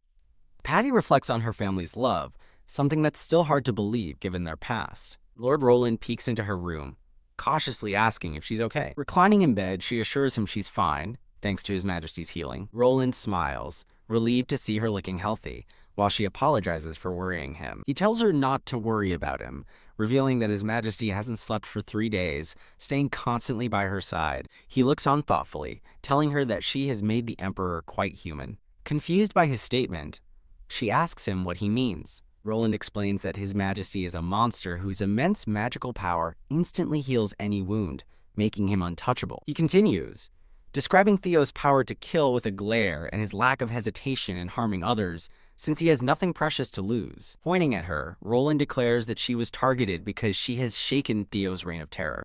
A narrator adds that while Theo's ruthlessness inspires fear, he also ended countless wars and saved many lives. Patty asks Lord Roland if he's still afraid of the Emperor, prompting a thoughtful pause. Roland then grins, admitting he's started to find His Majesty cute, and Patty eagerly agrees. However, he turns serious again, stating that the instinctive fear of someone who can kill instantly is hard to overcome. Patty somberly reflects that a rule of fear is destined to collapse, just like the previous kings. Her mood suddenly brightens as she declares that a mage strategy is needed, surprising Roland with her positivity. She asks Lord Roland for ideas on how to change the public's perception of the Emperor. He suggests she stay by Theo's side more, reasoning that if people see she isn't afraid, their views might change. Understanding his point, she compares it to seeing a tough man show unexpected kindness to a stray puppy. She fondly recalls how a young Theo once found and raised a baby bird that had fallen from its nest, wondering what became of it. Patricia praises Lord Roland as a genius, making the gray-haired man laugh heartily. Roland smiles, expressing his wish for Patricia to become precious to His Majesty. Patricia, in bed, excitedly declares her intention to show everyone their closeness, all for Theo's sake. Candles illuminate a dark room, casting a warm glow on the table below. A gray-haired woman carrying a lantern approaches Theo, seated at a desk, asking if something is wrong. Theo looks serious, reacting with surprise to the mention of the Queen's chambers. Theo looks bewildered within the grand, opulent chamber, his thoughts indicating confusion. Patricia explains to the gray-haired woman that she has recovered from poisoning and has been moved to a new room. Patricia and the gray-haired woman stand in the grand hall, as Patricia wonders if this room belonged to past queens. Patricia, looking puzzled, questions why the gray-haired headmaid is suddenly speaking to her so formally. Patricia, in a maid outfit, sternly requests Theo to return her room to its original state. Theo acknowledges Patricia's energy, but firmly rejects her request to change her room. Theo asks Patricia if she realizes what room she is in, to which she confidently replies, of course. Theo explains the room is closest to his, while an exasperated Patricia thinks he missed her true meaning.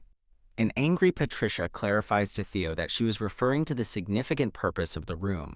Theo calmly explains to Patricia that the room was formerly the chamber of every queen. Theo gravely informs Patricia that both of them have now become targets for assassination. Patricia's poisoning is revealed through her bloody cough and a tainted meal, with the thought that the culprit is still in the palace among the servants. A framed image of Patricia in military uniform is shown, with narration explaining she was targeted to inflict pain on Theo, who hasn't moved on from his first love. Theo declares his absolute intent to ensure Patricia's safety, surprising her. Theo states he won't take his eyes off her, causing Patricia to find his intensity a bit overwhelming. Patricia reflects on being placed in the Queen's chamber for protection, and her identity as an orphan resembling Theo's first love.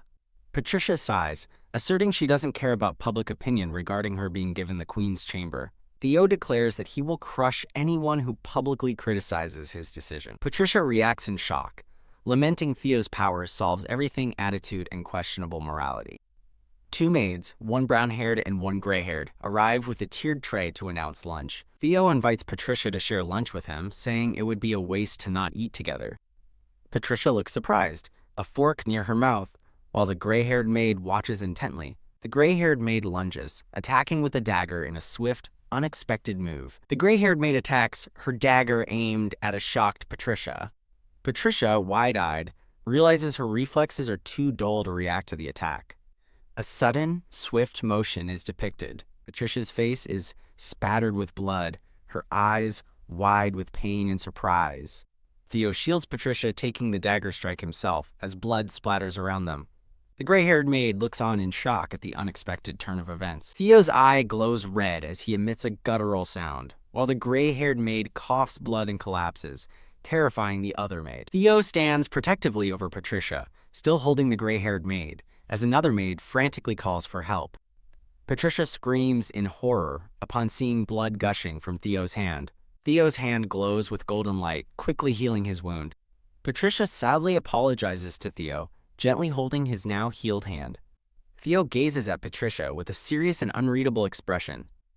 Patricia, flustered, apologizes to Theo for reverting to her military tone. Theo thoughtfully asks Patricia if she is not afraid of him. Patricia replies that she finds his power impressive and not at all frightening. Patricia expresses concern that people now believe Theo has taken a child bride, but he personally doesn't mind. Theo looks exasperated as Patricia insists he maintain a more dignified image as a noble. Patricia looks determined, asking about an image strategy while Theo observes her. Patricia proposes that Theo treat her with fatherly affection to improve his public image, showing an illustration of him with a puppy. Theo affectionately pats Patricia's head, calling her adorable, which makes her blush. Patty playfully sticks out her tongue in annoyance. Coughed, Lord Roland suppresses a laugh at the sight of Patty, much to the confusion of the guards standing with him. In a fond memory, Theo and Patty look at a small, bear-shaped treat she's holding while visiting a town. She recalls how his kind gestures, like buying her sweets, sometimes made her feel a little squirm. Over time, everyone began to notice how much more expressive and gentle the Emperor was becoming. Two maids gossip fondly, agreeing that His Majesty is absolutely smitten with Lady Patty and seems much softer than before. Patty smiles warmly, content in her role by his side. A shot of her brilliant red hair flows as she reflects that every day she found herself drawn closer to Theo. She walks purposefully toward a brightly lit doorway, ready to face the future. 3 years later, a 16-year-old Patty arrives with a suitcase, announcing her presence to His Majesty. She playfully teases him about the deep frown line between his brows, making him look up from his work. Theo's expression turns serious as he explains that her father and brother are insisting she return home, and he can't stop it. She recalls being targeted by an assassin at age 13, which forced her to stay at the palace for her own safety. While her family used to visit her at the palace, she now wonders why they're suddenly insisting she come home. She flexes her arm confidently, reassuring a concerned Theo that she's strong enough to be okay. Flashing back to the bloody aftermath of the attack, she recalls her vow to train her body and never be helpless again. She realized then that what she truly lacked was muscle, and became determined to build her strength. In the past, Theo had gently promised that he would always protect her. She had fiercely declared back then that she would become strong enough to protect him too. In the intervening 3 years, she nearly peaked in physical, sword, and magical power, a secret she kept from Theo, known only to the blacksmith and one other. With the help of her secret ally, she created a magical defense net around the palace, eliminating assassins without Theo's knowledge. Back in the present, she tells Theo that her leaving isn't an issue of strength. Lord Roland steps forward, asking His Majesty to hear him out on the matter. With a cheerful wave, Roland urges Theo to let her go home this once, earning an annoyed glare from the Emperor. Haha, Roland laughs that they both make this same grumpy face, while a flustered Patty insists she's just his court lady. Arriving home, Patty is welcomed back with open arms by her smiling father and brother. She internally remarks on the impressive bodyguard sent with her, feeling a bit flustered by the attention. She offers her family a soft, appreciative smile. Her father and brother announce they've brought her favorite things, and she thanks them graciously. She understands they shower her with love to replace the daughter they lost, Patricia, as they gaze at a portrait of her in uniform. At dinner, she's caught off guard when the topic of her debut in high society is raised. Her father explains that now that she's 16, it is about time for her to be formally introduced. She reflects on her past life as a soldier, remembering how she never had a debut and felt a pang of loneliness watching other noble girls in beautiful dresses. Her father insists that, as the daughter of the Alvane Count family, her social debut must be done properly, regardless of her duties as a court lady. Her eyes narrow as she bitterly thinks that they never did anything for Patricia. Swallowing her resentment, she bows her head and agrees, thanking them for their consideration. Her brother and father smile, commenting on how fast time flies and how she's become a proper lady. Huff. Ugh. She sighs in frustration, annoyed that they're also making assumptions about her and Theo's relationship. A kind-looking woman approaches, excitedly asking Lady Patty if she is finally making her debut. The woman, the head maid hired after Patty left, sadly recalls how the master made many preparations for Patricia, who never returned home. Patty is taken aback by this revelation and asks for more details. As the maid explains that everything was prepared, from the dress to the accessories, Patty realizes with a shock that she had no idea. With a determined smile, she asks to see the items, hoping to use them as a reference for her own debut. Yes, of course, the head maid happily agrees, telling her that everything should still be in her old room. The scene shifts to the mansion at night, focusing on the room where she spent her painful childhood. Inside, the room is dark and still, with furniture cloaked in dusty white sheets. As the maid enters with a lantern, Patty follows and realizes the cold, barren room she remembered has been completely transformed. The maid removes a sheet to reveal a stunning, elaborate white ball gown, leaving Patty in awe. She stares at the dress, her expression a mixture of surprise and wonder. The head maid softly adds that the master still comes to this room to gaze at the dress with a wistful look. I see, Patty says quietly, turning away to process the bittersweet discovery. Overcome with emotion, Patty clutches her dress and desperately questions why this is happening. Back at the palace, Lord Roland cheerfully welcomes Patty back and asks about her trip as Theo works at his desk. She thanks them for letting her go, explaining she had a nice time with her father, to which Theo simply grunts in acknowledgement.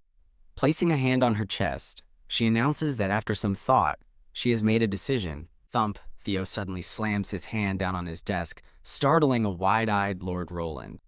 She looks at a surprised Theo and asks about the possibility of her debuting in high society. Theo abruptly stands from his desk, his sudden movement catching both Patty and Lord Roland off guard. Lord Roland turns to Patty with a pleasant smile. He notes that she is of that age now, and she confirms with a smile that she just turned 16. Lord Roland looks on with a knowing expression, murmuring that he understands. A powerful magical aura flares up around Theo, who remains silently seated at his desk. Lord Roland asks if she understands that a debut means she'll be seen as a marriage candidate, and she confirms she does. He covers his mouth to stifle a laugh. Much to her confusion, Patty clarifies with a smile that she's only considering marriage if a decent person comes along, and Roland acknowledges her point. A dark aura surrounds Theo's furious face as someone points out that he's frowning, and he begins to retort. Leaning toward her, he angrily demands to know what's more important to her, her master or marriage. Blinking in surprise at his outburst, Patty timidly asks, "Yes?" Lord Roland smirks and remarks on her answer, while Patty looks flustered by the escalating situation. Theo grits his teeth, barely containing his frustration. Patty formally requests extended leave to prepare for her debut, but Theo immediately shuts her down, denying the request. She pushes back, reminding him that her contract explicitly entitles her to take leave. He counters that it can also be denied depending on the palace's workload. She challenges his excuse, pointing out that they aren't busy right now, as he looks away thoughtfully. With a smug look, Theo claims they will be busy soon, leaving her to wonder what he's planning. She internally panics, wondering how her simple desire to debut spiraled into such a complicated mess. Lord Roland cheerfully intervenes, suggesting they all get back to work and deal with the issue later. His anger subsiding, Theo looks at her with a serious expression and quietly asks if she wants to get married. Holding a book, she glances over her shoulder as she walks away, leaving his question unanswered. She allows herself a small, private smile. Lost in thought, she admits to herself that this isn't about marriage. She simply wants the experience of a debut. Remembering her family's past suffering, she feels this is something she must do for her past self as well. Watching her go, Theo sits back down and quietly acknowledges her unspoken feelings. Lord Roland walks with Patty down a quiet, ornate hallway. He breaks the silence, asking her directly if she has any feelings for His Majesty. She insists she respects him deeply as her master, but Roland accuses her of pretending not to understand his true meaning. She believes Theo is only interested in her because he's projecting his feelings for his lost first love, Patricia, onto her. Frustrated, she asks Roland what he expects her to say, reminding him she has no desire to become queen. She points out that he himself warned her not to aim for the position, prompting a knowing smile from him. He now finds her more interesting than he expected and muses that she would actually make a compelling queen. He laughs heartily at her surprised expression, and she wonders why he's suddenly changing his tune. As they walk on, he argues that no one else could handle being queen besides her. A narrator explains that while the palace atmosphere has improved, no noble ladies dare to get close to Theo. A flashback shows a maid violently vomiting blood after getting too close, the narration attributing it to his overpowering magic. A regal but imposing Theo stands alone, shadowed by the ever-present fear of death that surrounds him. Patty sadly concludes that immense power only leads to profound loneliness. Waving goodbye, Lord Roland says he's heading to the manor and adds that he would welcome the idea of her becoming queen. Her imagination runs wild with a romantic image of Theo gently holding her in an elegant gown. Wah! She snaps back to reality, blushing furiously and looking annoyed with herself. She questions her own thoughts as she opens the door to her room, fretting that staying in the queen's quarters is making things worse. The scene transitions to an imposing view of a grand estate under the night sky. In a candlelit hall, Lord Roland expresses his surprise that someone has come all this way to see him. With a cynical gaze, he concludes that she must be incredibly desperate to seek him out. A regal woman in a dark cape is introduced as the Queen Dowager. The Queen Dowager scoffs, remarking that she's heard he's still pretending to be a loyal servant to that monster.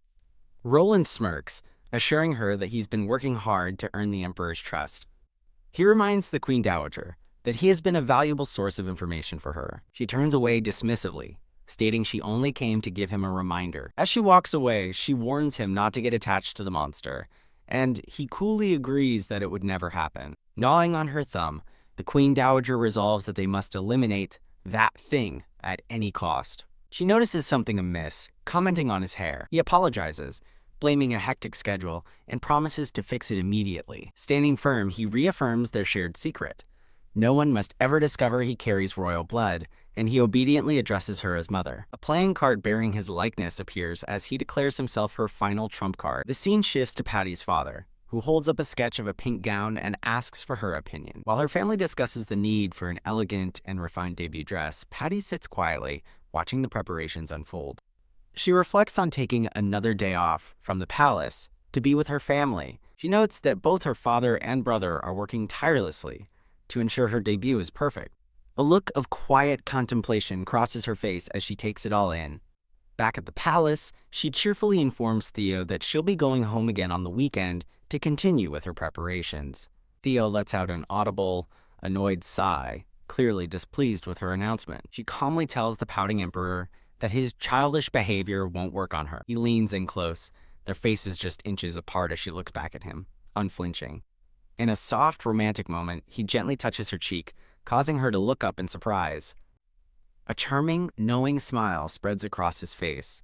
He pats her head, playfully asking who the childish one is now, which makes her blush. Wah!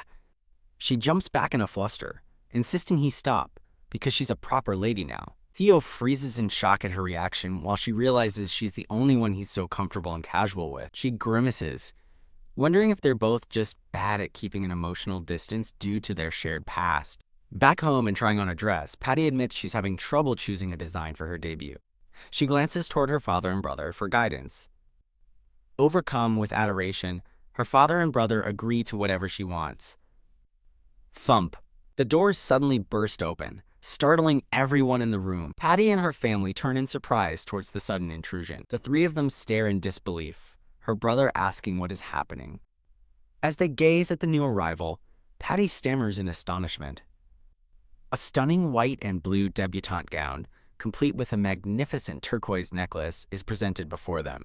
A matching jeweled choker is also revealed in an elegant box. Patty recognizes it as a debutante gown, her face flushing with surprise. Her father and brother slump in defeat, fuming at this unexpected development. She watches the man who brought the dress bow apologetically to her family. She realizes this is Theo's power play, a message to her family not to overstep after their treatment of Patricia. Seeing their crestfallen expressions, she feels a part of herself starting to accept them again.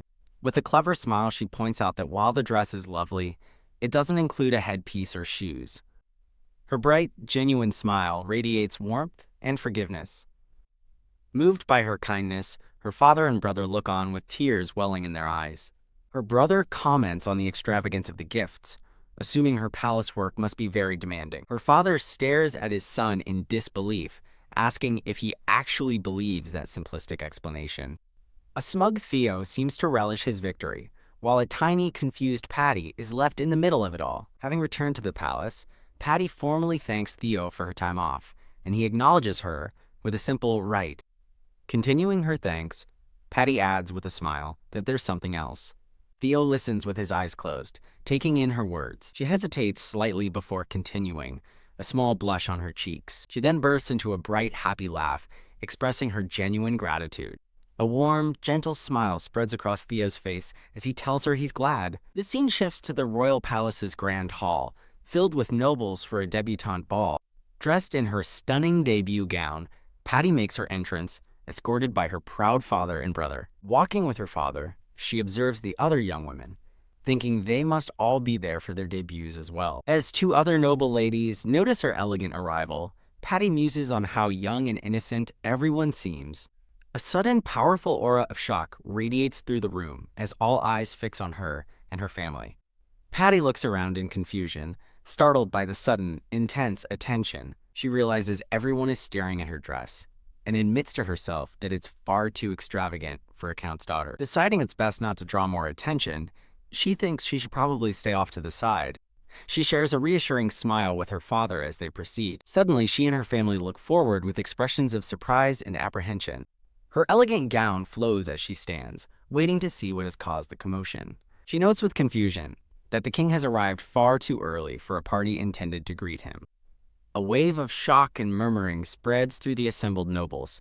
As the crowd parts, she stands beside her father, wondering what on earth is happening. Her eyes widen in disbelief as she utters, "No way!" Emperor Theo makes his grand entrance, dressed in a magnificent white and blue formal suit. Staring at his perfectly coordinated attire, she questions why their outfits are matching. They stand facing each other from across the hall, a perfectly matched pair in the eyes of the entire court. In a moment of dawning horror, she realizes she's been completely set up. She imagines feigning innocent surprise, but knows she could never get away with it. A smug Theo seems to mock her internal monologue with a declaration of, "No way!" Feeling guilty, Patty apologizes to her father and brother, who look utterly defeated by the Emperor's power play. Theo gracefully extends his gloved hand toward her. He formally asks her if she would grant him a dance. The onlooking nobles, including her father, are completely stunned by the Emperor's direct request. Internally, Patty panics, wanting to refuse to avoid fueling rumors, but ultimately feels she has no choice but to accept. With a gracious smile, she accepts his offer with pleasure. As she places her hand in his, she's surprised to feel that his hand is shaking. A soft smile touches her lips as she realizes that despite his calm facade, he's nervous. The orchestra begins to play as the two prepare to dance. Theo and Patty take center stage, becoming the sole focus of the entire ballroom as they begin their waltz. While they dance, she looks up at him and asks why he went to such great lengths to arrange this. Holding her close, he gazes down and softly calls her cruel. Confused by his response, she silently questions his meaning. Lost in thought, she wonders what it is that Theo truly wants from her. A tiny, comical version of herself fumes, insisting that she is the true victim of his tyranny. As the dance concludes, she gracefully curtsies before him. Theo smiles warmly while Patty shoots him an annoyed but resigned glance. Brushing off the complex emotions, she nonchalantly claims she's generally good at physical activities anyway. He affirms her statement with a knowing and affectionate smile. The noble ladies gossip in hushed tones, shocked to see His Majesty laughing so joyfully and wondering about his deep favor for Lady Alvin. A reflection in a mirror shows a memory of her being playfully casual with a younger Theo, making her realize their dynamic has been informal for years. Because of their history, she admits she'd forgotten that he was the king, a figure with godlike authority. Looking up at him with newfound clarity, she offers a genuine, radiant smile. The scene transitions to later, with Theo now seated on his throne, and aides standing by his side. Another young woman in a flowing purple gown ascends a grand staircase, observed by a group of ladies below. From the crowd, Patty's red hair stands out as she observes the other nobles mingling at the ball.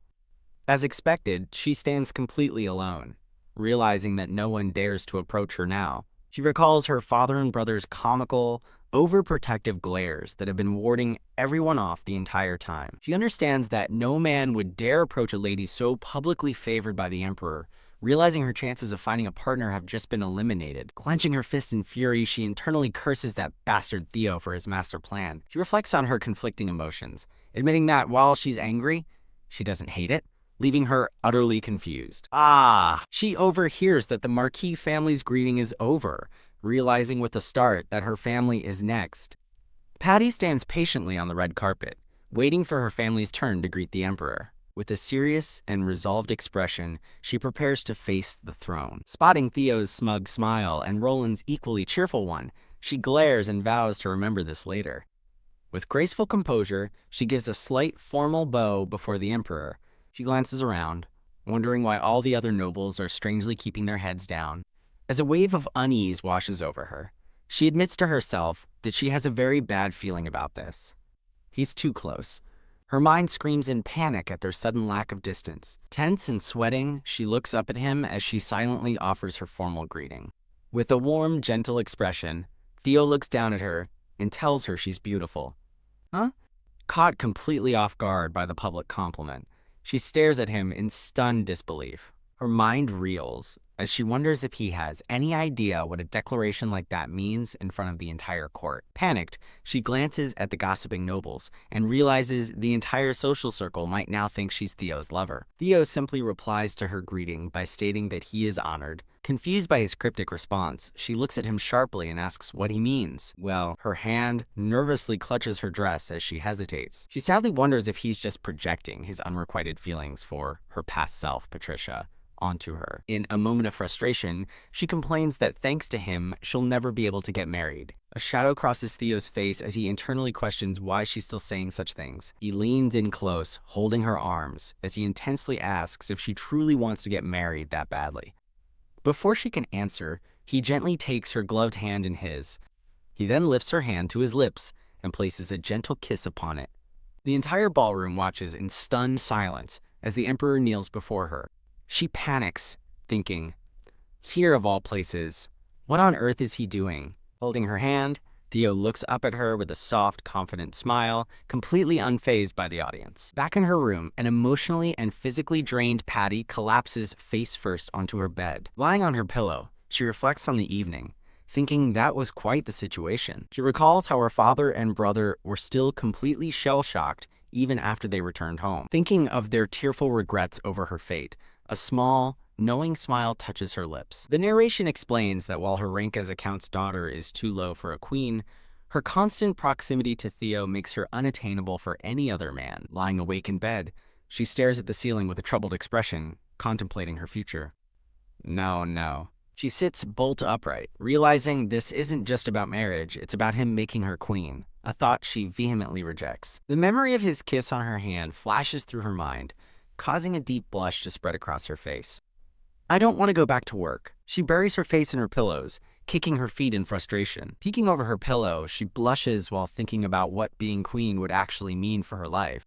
She imagines waking up and falling asleep next to him every day. She then pictures eating every meal and working alongside him as part of her daily routine. Wait, it suddenly dawns on her that her life is already like that now, aside from sharing a bed. Stunned, she wonders if this was Theo's plan from the very beginning, though she tries to dismiss the idea. But Theo, clenching her fist, her expression hardens with new resolve as she thinks of him. The next day, having made her decision, she prepares to board the carriage back to the palace as her family sees her off. As a hand reaches down to help her into the carriage, a familiar voice calls out her nickname, Patty. Her father tearfully suggests they abandon their titles and flee to another kingdom for her sake. She thinks with resolve that her family will no longer sacrifice their happiness just to protect themselves. Touched, she wonders if they are truly ready to throw everything away for her. Overwhelmed with emotion, she gives a gentle, heartfelt smile as she takes her father's hand.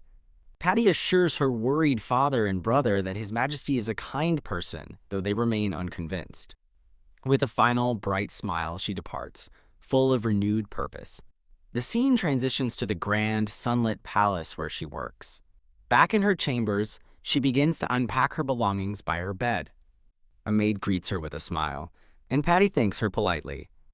Patty hesitantly asks the maid if she has heard any rumors about her. The maid cheerfully confirms she heard His Majesty proposed, causing Patty to groan in embarrassment.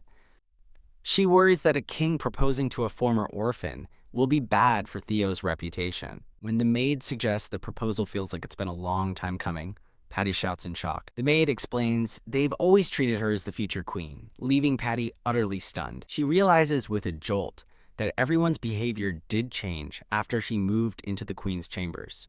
A tiny, furious version of herself laments that Theo's plan was already complete before she even noticed. Now dressed in her maid uniform, she peeks shyly into Theo's office. She enters the room to find Roland waiting by an ornate golden chair. Roland greets her cheerfully, commenting on the excitement of the previous day. Noting his good mood, she points out how happy he seems, and he thanks her and the Emperor for his enjoyable days. Getting serious, she asks Lord Roland what he honestly thinks of the situation. He smiles warmly and tells her he thinks it's great, believing she and the Emperor are a perfect match. Leaning in with a smirk, he teases her, asking if she's worried she's just a stand-in for his first love. Flustered and annoyed, she inwardly curses his terrible personality. Just then, a stern-looking Theo enters the office doorway. Roland and Patty both turn in surprise at the Emperor's sudden appearance. With a menacing glare, Theo slowly utters Roland's name. Roland comically makes a hasty retreat, announcing that the meddler will now excuse himself. Startled by his sudden exit, Patty is left momentarily speechless. She turns in a panic toward Theo, begging him not to leave her. Utterly flustered by his presence, she nervously responds to his unspoken question. He moves intimidatingly close, his intense gaze making her blush and sweat. Leaning in, he whispers that it looks like she's finally started to see him as a man. Overwhelmed by his proximity, her face flushes as she listens to his words. A promotional advertisement for the webcomic platform is displayed. He calls out her name as she clutches her head, looking distressed. He leans close again, whispering that it looks like she's finally started to see him as a man. Annoyed that he's using an informal tone now, she thinks he is incredibly cunning. He gently asks if she has reached a decision after thinking about it overnight. A memory of his formal proposal flashes in her mind. Facing him, she hesitates, struggling to find the right words. She weighs her options, realizing that refusing the king means she'd likely have to flee the country. Looking at him, she recognizes he's not commanding her, but genuinely asking what she wants. Recalling all the times he has cared for her, she admits she truly likes him. Her expression hardens with determination as she makes her choice. As he waits for her answer, Theo turns his head away, a faint blush on his cheek. She's surprised, thinking to herself that it's rare for Theo to be the first to look away. As she watches his solemn profile, she feels a sudden pang of understanding. She thinks of their shared history, realizing their bond is more than just friendship. Looking up at him with newfound resolve, she asks him to give her a little more time. Looking up at him with a gentle smile, she promises to seriously consider him and their future together. A slight blush on his cheeks, Theo agrees, encouraging her to think about him as much as she wants. As she stumbles back, he catches her, holding her face gently as he declares he's not holding back anymore. Blushing furiously, she panics internally, thinking he's gotten far too close. Stunned into silence, she stares at him as he tenderly takes her hands in his. Surrounded by an aura of purple roses, Theo brings her gloved hand to his lips for a soft kiss. Comically steaming, she wonders what happened to the innocent, charming Theo she once knew.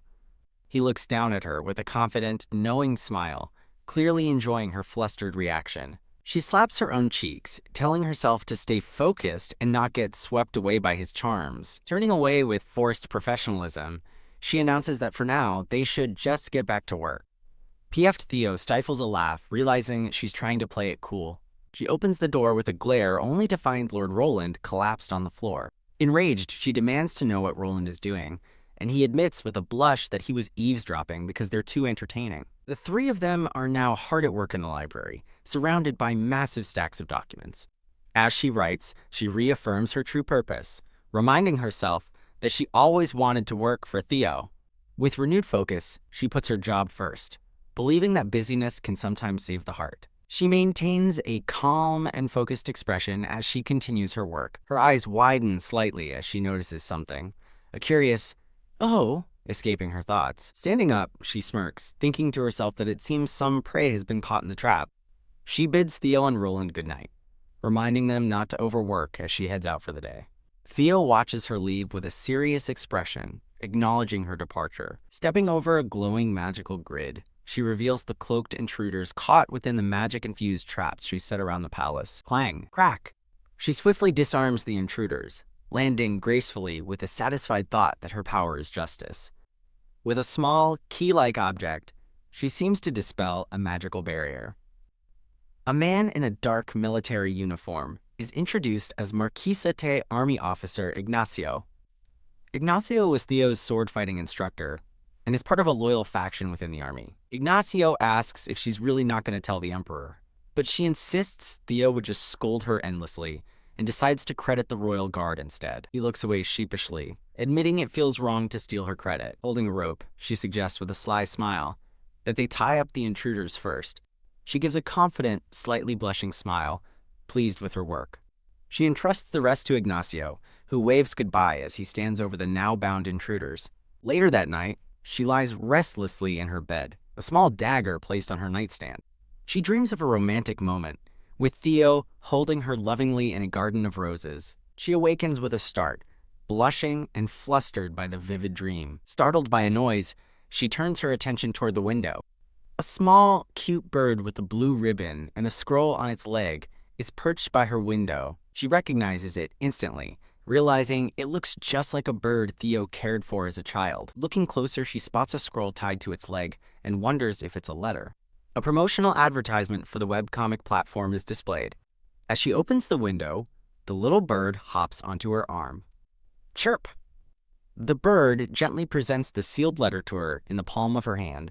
Cradling the bird, she remarks on how similar it looks to the one Theo once picked up. A flashback shows her and a young Theo caring for a small bird, but she dismisses it, thinking that was over a decade ago. She gently asks the bird if it's His Majesty's familiar, and it responds with a happy chirp. Realizing Theo modeled it after their cherished bird, she smiles, thinking he's a sentimental man as it nuzzles her finger. She recalls how Theo left the original bird behind when he went to war, knowing he might not come back.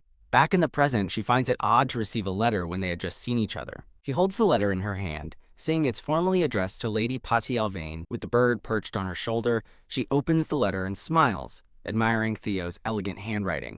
A flashback shows a silver-haired man telling her that her handwriting is full of energy. Confused, she wonders if it was a compliment. Reading the letter, she sees Theo apologize for the surprise and explain that he asked Roland how to court her. She imagines a mischievous Roland, making up the advice to write letters in sighs, realizing Theo actually believed him. As Theo admits in the letter that it's his first time and he didn't know what to say, she thinks he's already made a mistake. When the letter pivots to thanking her for everything, she stifles a laugh, completely caught off guard. He thanks her for waking him up, saying her energy makes him feel lucky to be alive, which she finds a bit heavy for an opening. He continues, explaining that food tastes better and work feels more meaningful just by having her around. Blushing as she reads, she's stunned to realize he's actually writing a genuine love letter. As a memory of him writing with a gentle smile appears, she reads his final, heartfelt plea, "Stay by my side like this forever." Ah.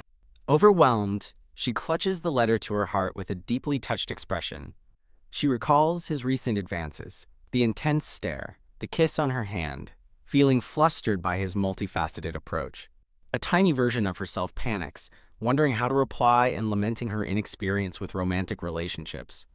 With a thumping heart, she studies the letter again, suddenly wondering if there's more she missed. She discovers the rest of the letter is an invitation to accompany him on a work inspection, causing her to faceplant on her desk. Lying defeated, she can't believe he ended such an emotional letter with a work assignment. With a sigh, she straightens up, deciding that she really should write him a reply. After a moment of thought, she smiles warmly and begins to write her response with a quill. Later, Theo reads her reply in his office, a wide, pleased smile spreading across his face. Roland enters, interrupting his moment by asking what's with the creepy smile that's weirding him out. Theo happily announces that he's received a reply from Patty, holding up her letter for Roland to see. Reminding Roland that writing letters was his idea, Theo is met with a blank, confused, "Huh?" In a flashback, Theo recalls asking Roland for advice on approaching someone, to which Roland casually suggested starting with letters. Realizing the consequences of his offhand advice, Roland is shocked that Theo actually wrote to Patty, which Theo confirms. Wahasai. Roland erupts in uncontrollable laughter as an annoyed Theo looks on, pleading for someone to save him. After composing himself, Roland asks what Theo wrote, and Theo explains it was about his gratitude in an inspection tour. Roland notes that it sounds like business communication and asks for her reply. Theo says she just acknowledged the work trip. Ha. Roland collapses in laughter again, as Theo tries to insist there was more to it. Theo glares, his patience clearly wearing thin, as Roland continues to laugh at his expense. Roland reflects on how good a boss Theo is, thinking he'd have been executed for such behavior under the previous king. The scene reveals a portion of her letter, where she expresses her gratitude and thanks him for letting her stay by his side. As Theo rereads her heartfelt words, a soft, blushing smile returns to his face. Turning to Roland, Theo confidently asks if he thinks Patty is slowly starting to fall for him. Roland spits out his drink, in utter shock at the Emperor's hopeful interpretation. Wiping his mouth, Roland thinks to himself that His Majesty has become a surprisingly funny man, all thanks to Patty. As Roland cackles by the door, Theo deadpans that it doesn't feel like a compliment, and Roland laughingly confirms it's not. Roland's expression softens as he thinks to himself that, seriously, they are both good people. He reflects that despite having lives as tragic as his own, neither of them allowed their past to twist them. Bowing his head, Roland feels a pang of sympathy for His Majesty, who is still earnestly studying the letter. The scene shifts to the inspection tour, showing a grand carriage escorted by knights traveling through a sun-dappled forest. Inside the carriage, Theo sits opposite a hooded Patty and Roland on their journey. Patty watches a knight on horseback and wistfully thinks that she wants to ride a horse too. Noticing her gaze, Theo asks what's wrong, and she admits she wishes she were traveling on horseback. A surprised Roland asks if she knows how to ride, causing Patty to realize with a jolt that she's messed up. A cute thought bubble reminds her she's supposed to be a doted-on nobleman's daughter, not a soldier. Trying to cover her slip, she awkwardly explains she only learned the basics as part of her education and has little experience. Theo smiles kindly and offers to teach her sometime, an offer which she accepts with a happy, "That'd be wonderful." She celebrates internally, realizing that an order from the king is the perfect excuse to ride again, without her family complaining. Looking at Theo, she fondly recalls riding alongside him in the past and hopes for another long journey together. Memory flashes of them riding freely across a field, ending with the present day. Theo gasping for breath as she teasingly questions his stamina. In the memory, she looks back at him with a brilliant, joyful smile and asks, "But it was fun, wasn't it?" A memory surfaces of a younger Patty and Theo standing together in a windswept, grassy field. Back in the present, she smiles softly, thinking to herself how the memory brings her comfort. Her expression turns wistful as she wonders if Theo, now that he's king, still has that kind of freedom. A close-up reveals Theo's ears have turned bright red, showing he's clearly flustered. Patty smiles gently, thinking that she's happy with her role, even if she's just a stand-in for Patricia. With a serious look, she contemplates whether she should finally tell him who she really is. She looks down at her hands, believing that while it's late, revealing the truth might ease his guilt. She playfully flicks the jewel on his cloak, changing the subject. Theo thinks to himself, "It will?" As a confused, chibi Patty appears beside him, Roland chimes in with a smile, explaining that when she's queen, such outings will become official duties. She sweats nervously, realizing this future is becoming more concrete, and thinks that Theo is quite the schemer. Roland continues his explanation, stating that as king, His Majesty can't cling to a lost love forever. Leaning closer, Roland adds that he finds it agreeable for Theo to raise a young woman who resembles his lost love, much to her annoyance. She internally fumes at being told she's being raised in front of Theo, while a clueless Roland simply asks, "Huh?" Theo completely ignores the tense exchange, lost in his own thoughts. Nay. A sudden cry from the horses startles everyone as the carriage lurches. Theo looks out with concern, wondering what's making the horses so noisy. A massive wave of turquoise energy slices through the forest as Patty's eyes widen, sensing a powerful magical aura. Thrown by the force of the blast, she braces herself for impact. She recognizes the attack, realizing it was created by a magic sword using highly skilled wind magic. Stepping out of the carriage, she sees Theo already standing on the ground below. Fearing for his safety, she thinks that he'll be left all alone and leaps out of the carriage to join him. As she calls out his title, she's shocked to see they've been surrounded by dozens of cloaked figures. Her eyes widen in horror as she realizes they've walked into an ambush. An assailant with a purple tattoo grabs her from behind, pressing a knife to her side. Theo's face contorts with rage, his eyes glowing red as he snarls at her attacker. Her captor reveals that his body has a magical inscription that will cause him to detonate if his heart stops. Gritting her teeth, she realizes the man plans to self-destruct. She understands her captor will take her with him if Theo attacks, and chides herself for being so careless as to become a hostage. Thinking fast, she believes she might be able to survive the blast by creating a magical barrier on her back. An image of her two identities, the capable soldier and the demure lady, appears in a mirror. "Let go of Patty," Theo shouts, his face a mask of fury. Her captor demands Theo drop his sword and dispel his defenses, threatening to kill her otherwise. Theo slowly reaches for the hilt of his sword. Clang! He drops his sword onto the forest floor. The attacker mocks Theo's hesitation, surprised the king would risk himself for a single lady-in-waiting. As Theo's hand moves to dispel his protective barrier, it's clear from his pained expression what he's about to do. He drops his defenses, leaving himself completely vulnerable. Patty stares in wide-eyed shock at his sacrifice. The attacker laughs maniacally, raising his arm as purple energy crackles around it, declaring that it's finally over. A massive orb of destructive purple magic forms, aimed directly at the defenseless Theo. Patty's eyes widen in terror as she recognizes the spell. It's the same one that nearly killed Theo in the town square. She panics, knowing that without his defensive magic, he'll be blown to bits. "Don't resist," her captor warns Theo, pressing the knife tighter against her neck. "The moment you do, this girl dies." Held captive, she frantically wonders if there's anything at all she can do to save him. The scene reveals Roland lying unconscious among the fallen leaves on the forest floor.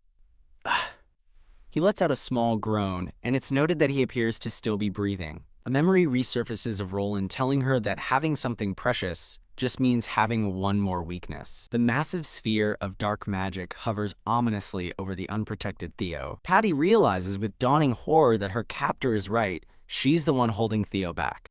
Her captor stares in disbelief as her red hair ignites with magical energy. Surrounded by a vortex of fire, Patty resolves that she will not be Theo's weakness. With flames erupting around her, she reaffirms her vow never to be a burden to Theo. She unleashes a spinning vortex of fire, sending the cloaked assailants flying. The main attacker lunges with his knife, only to be blocked by her fiery magic. With a swift move, she disarms her captor, the knife spinning through the air. Her former captor collapses to the ground, defeated. Meanwhile, Theo stands calmly as pillars of purple magic descend around him. Gah! Two assailants charge Theo with daggers, cursing in frustration as they attack. Spotting an opportunity, she picks up a discarded dagger from the ground. As she throws it, one of the attackers shouts in shock, realizing it's a magic sword. The dagger, now imbued with her power, curves through the air in a brilliant golden arc. She scoffs, unimpressed, thinking that it's just a weak sword. In the distance, Theo fends off his attackers as Patty spots his sword lying on the forest floor. It's Theo's sword, lying abandoned among the leaves.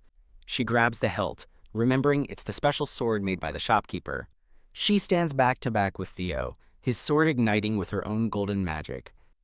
They stand together, a united front against the remaining assassins. Theo's eyes glow a furious demonic red as he glares at their enemies.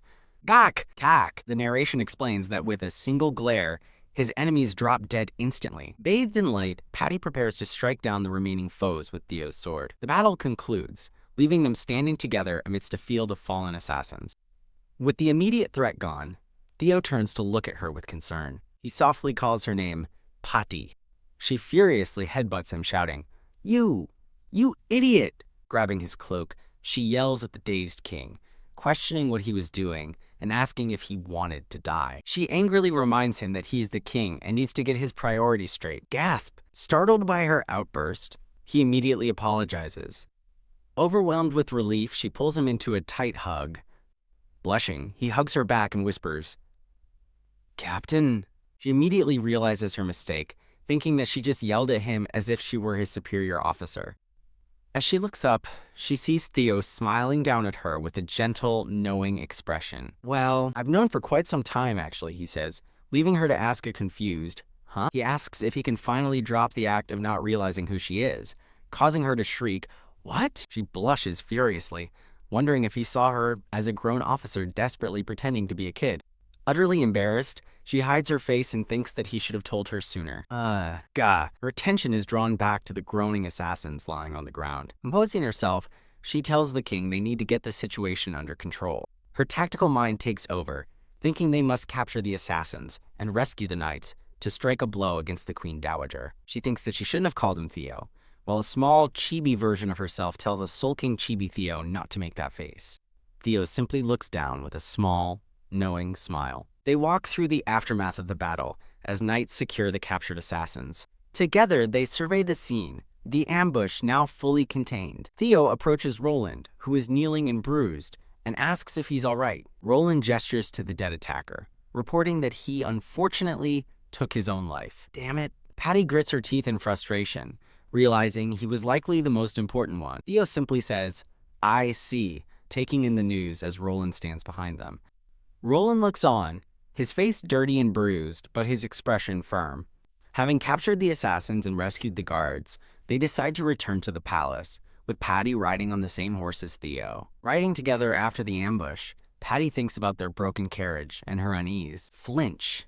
Theo leans in close, whispering in her ear and making her blush. Theo looks at her with a gentle, sparkling smile. He softly asks her to listen, without getting angry, but she replies that it depends on what he has to say. Sighing, she tells him to just confess what he did, promising she won't get mad. He admits that he anticipated the possibility of an attack during their inspection. She concedes that his foresight makes sense under the circumstances. She grits her teeth, realizing the Queen Dowager played her strongest card and laments that they could have used the captured mage to find her collaborators. Theo apologizes for how things turned out, explaining that he was only trying to protect her.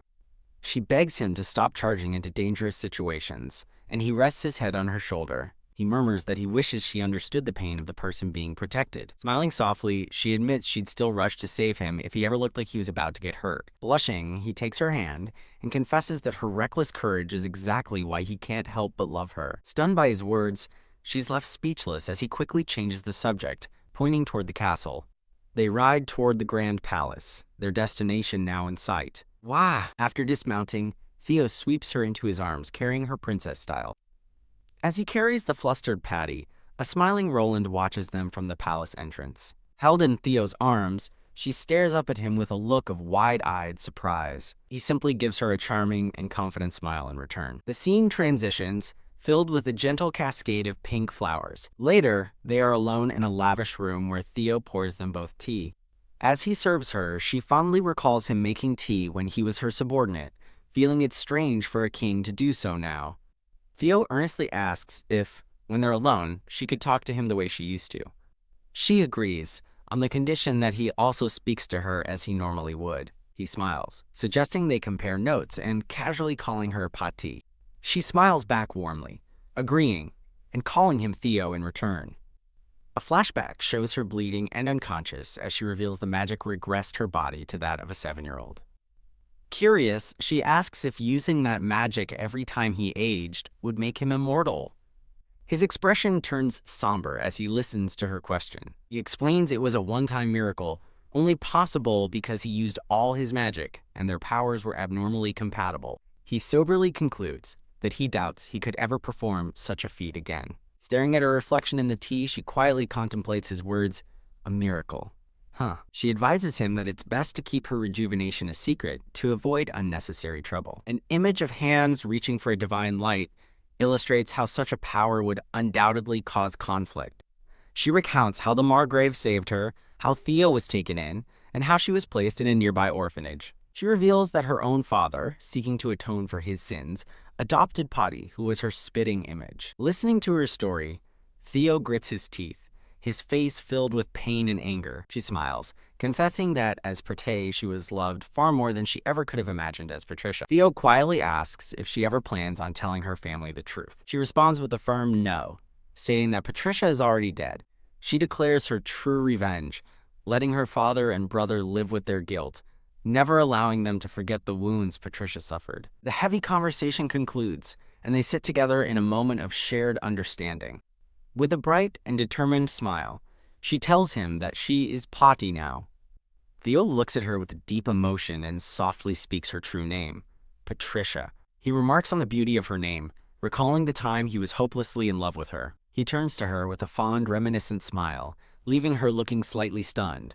Pati looks surprised, realizing she never imagined back then that Theo was thinking those things about her. In a flashback, a blushing young Theo learns from a squad mate that everyone already knew about his crush, much to Patricia's confusion.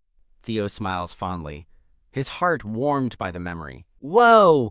Overwhelmed with embarrassment, Pati bows her head and apologizes profusely to Theo for her past obliviousness. She reflects that even if she had known, it's hard to say how she would have responded to his feelings back then. Theo challenges her to a match, confidently boasting that with his current body, he's sure he would win in an instant. Pati proudly reveals she's been secretly training and dealing with assassins, feeling she's getting close to her prime. A dark aura emanates from Theo as he leans in, remarking that this is the first he's hearing of her secret activities. She nervously explains that she even had the captain of the royal guard keep it quiet. Leaning closer on the sofa, Theo tells her she really is something else. Flustered, Pati waves her hands and apologizes, pleading with him not to be mad. He gently takes her hand, silencing her protests. Theo pulls her into his arms, smiling down at her with affection. He whispers into her ear, confessing his love for her. He tells her that from the moment they met until now, he has never stopped thinking of her. Resting her head against his shoulder, she softly agrees. As they embrace, Pati thinks that Theo has given her a treasure she thought she'd never obtain in her life. Looking up at him, she gently asks if he could wait a little longer. She explains that becoming queen is a serious position she can't accept on a whim. Sigh. Theo looks resigned, commenting that she really won't just go with the flow. She thinks to herself that while she's halfway prepared, there are still a few things she needs to do first. Leaning in, she gives him a tender kiss on the forehead. She smiles brightly, declaring that he is her one and only person in this world. Holding his face in her hands, she looks at him with adoration. Pop! Theo's face turns bright red as he freezes in surprise. Pati giggles, delighted by his flustered reaction. A man with gray-brown hair and green eyes watches them from afar, realizing that Pati is actually the famed Lady Patricia. He recalls his investigation into her past, finding it strange that there were no records of her before she entered the orphanage. He muses that it's odd for the king to be so obsessed just because she resembles his first love. The man reflects that the once invincible king has become a mere mortal, a weakness he thought he could exploit. He realizes, however, that what should have been a weakness has instead become a powerful bond between them. A memory flashes of him lying defeated on a forest floor. He thinks the former Queen Dowager must be furious since she ordered him to kill both Theo and Pati. Now then, he smiles slyly as a dark energy gathers in his hand. Watching a vision of the happy couple, he wonders what he should do next. His dark power swirls as he continues to contemplate his next move against Theo and Patty. A smirk spreads across his face as he admits to himself that he's actually having a lot of fun.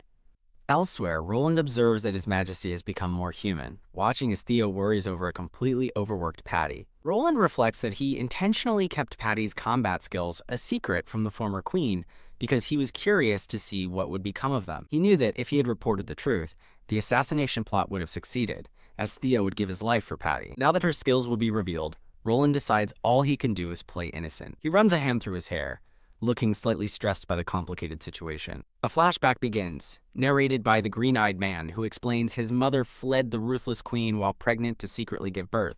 A hooded pregnant woman is shown hurrying through a stone courtyard. The narration reveals he was born with silver hair, a mark of the direct royal line. To protect him, they lived in hiding, with his hair dyed a different color.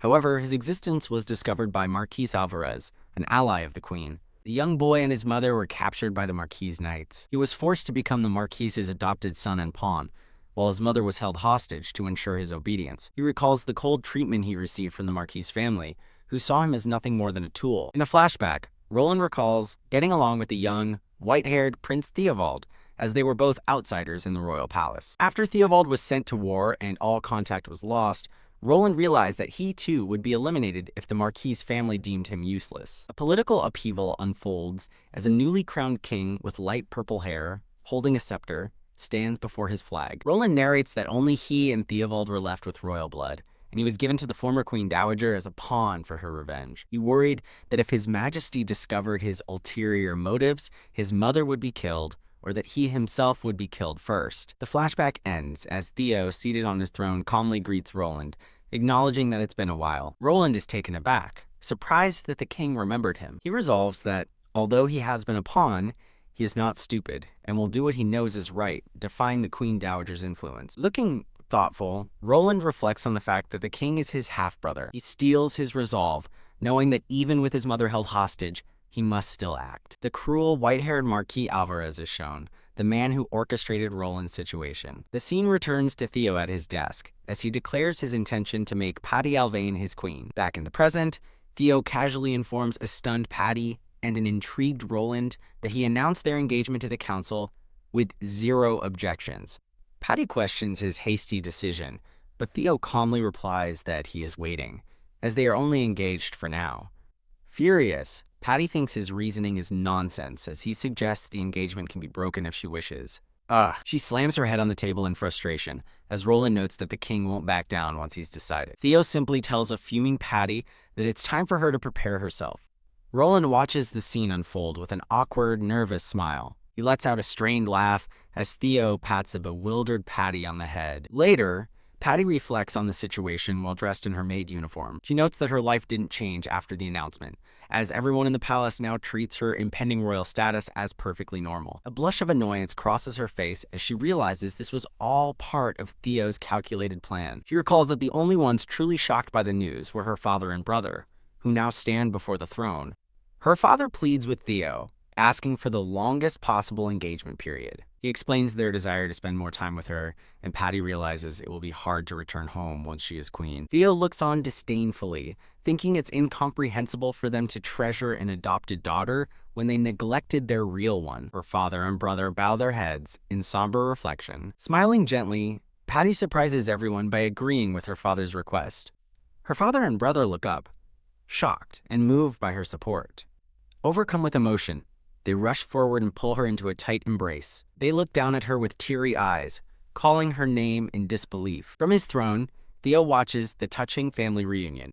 After Patty sues him, Theo agrees to their terms, stating the marriage will take place after she turns 18. Standing beside the king, Patty wonders to herself if she made the right choice. She leans against Theo's shoulder, smiling, now certain that her family truly loves her. Seeing their faces feels like an acknowledgement of her past self's suffering, but she knows their mistakes and regret will remain. She muses that while she can't forgive them yet, she might just tell her father the truth on his deathbed. In a beautiful, light-filled scene, Theo kneels before Patty and formally asks her to be his queen. He looks up at her, his eyes filled with adoration and a gentle smile on his face. Patty gazes down at him, her own expression soft and loving. She accepts his proposal without hesitation, saying, "Of course." The two look at each other with deep affection. Their faces close. Theo pulls her into his arms for a passionate and loving kiss. They embrace joyfully, heralding the start of her surprisingly happy second life. With a playful smile, Patty tells Theo she has one request for him after his unilateral declaration, and he curiously asks what it is. Theo smiles warmly, anticipating her request. The scene shifts to an outdoor training ground, where Theo adjusts the bracers on his arms. Roland informs the king that he has cleared the area for them, and Theo thanks him for the trouble. Waving goodbye, Roland departs, telling the two to enjoy themselves. Theo watches with a determined gaze as Patty's red hair whips in the wind, ready for their duel. In a sun-dappled glade, Patricia stands revealed in her true adult form, clad once more in her captain's uniform. She tells Theo it's been a while since she's worn her old uniform, and he begins to agree. With a gentle, reminiscent smile, Theo finishes his thought, saying her appearance brings back memories. An image of her past and present selves in the same uniform stands as a testament to time. She playfully nudges him, suggesting he could dress in his old uniform at the palace every day. Weighed down by the heavy titles of the king's fiancée and the next queen, she gives a strained smile. Theo's expression turns somber as he looks down, listening to her concerns. She leans in close, whispering a suggestion into his ear. In a fond memory, she tenderly touches his face, her affection clear. The scene shifts to the Royal Army's training grounds, which they've borrowed for a private sparring session. They stand facing each other on the grounds, ready to begin their duel. Theo asks if she's held a sword since her rejuvenation, and she confirms that she hasn't. She looks up at him with a soft, confident smile. Drawing her sword with a flourish, she declares that in a fight, her only focus is defeating her opponent. He watches her, thinking with a smile that she hasn't changed at all. Theo's fond smile deepens as he observes her familiar fighting spirit. She pumps a fist, proclaiming that a sound body is the source of sound magic. Theo recalls her brutal training regimen, admitting that while a strong body is necessary for magic, he suspects half of it was just for her own amusement. Back in the present, she takes her stance, pointing her sword at him with a challenging smirk. He calmly announces, "Here I come," and with a fierce grin, she eagerly accepts his challenge. Clang. Their swords collide in a shower of sparks, their faces inches apart in the heat of battle. Focusing her energy, she thinks about reinforcing her muscles to increase her power. She lays out her strategy: parry his attacks, find an opening, and let him tire himself out. But she grits her teeth, a flicker of doubt crossing her face. She is stunned by his speed as he unleashes a powerful, sweeping attack. Her eyes narrow with intense focus as she prepares to counter his swift assault. With a determined cry, she raises her sword high for a powerful overhead strike. Theo watches her move with a calm and calculating gaze, unimpressed. Their blades clash with incredible force, the impact resonating across the training ground. With a fluid movement, he effortlessly sidesteps her attack, his blade sliding past hers. He smirks, having easily evaded her strongest blow. Her eyes widen in disbelief, a bead of sweat tracing her cheek, as she realizes she's been outmatched. Wah! She collapses to her knees, screaming in utter frustration at her defeat. She admits to herself that while Theo was training, she was being spoiled, and now she's infuriated by the gap in their skills. Theo looks on, slightly taken aback by her dramatic display of frustration. Kneeling before the defeated Patricia, he smiles and says this is the first time he's ever won a point against his captain. Grr! Tears of frustration well in her eyes as she glares at him. He gently takes her gloved hand and brings it to his lips, kissing it softly.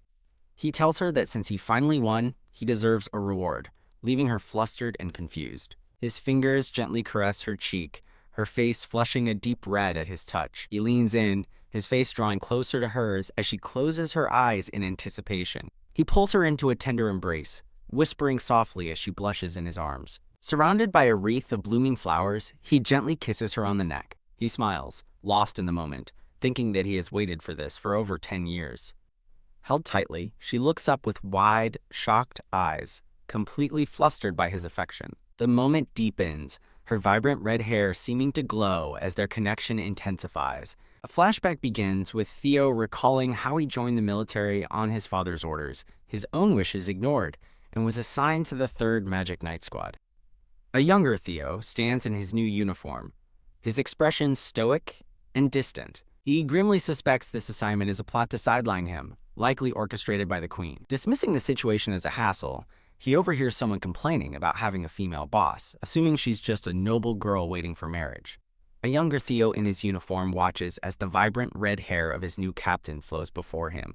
His captain is revealed, a beautiful red-haired woman in a striking uniform, exuding confidence and grace. She formally introduces herself as Patricia Alvane, informing His Highness that she is now his superior officer. Instantly captivated, a blushing Theo wonders to himself if a person can truly be this beautiful. He remains flustered and speechless in her presence.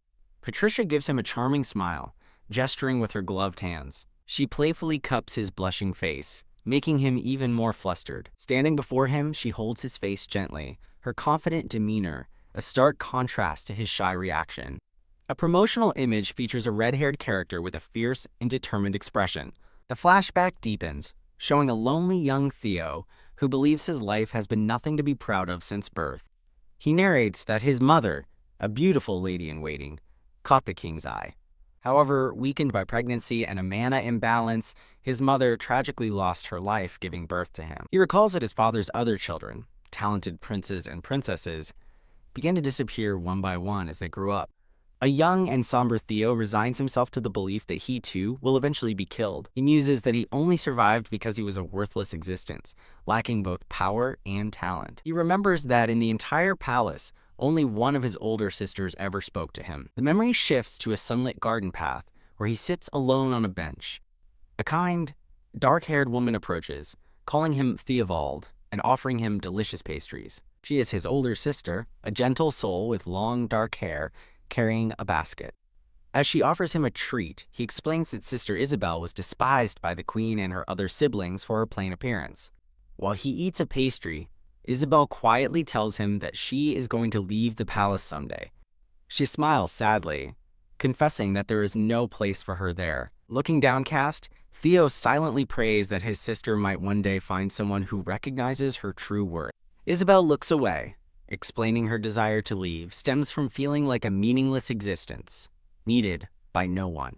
The scene transitions to a grand garden party being held at the royal palace. Noble ladies sit around a table, enjoying wine and conversation amidst the festivities. Theo stands alone on a path, completely isolated from the other guests. He knows no one will speak to him because they all fear getting on the queen's bad side.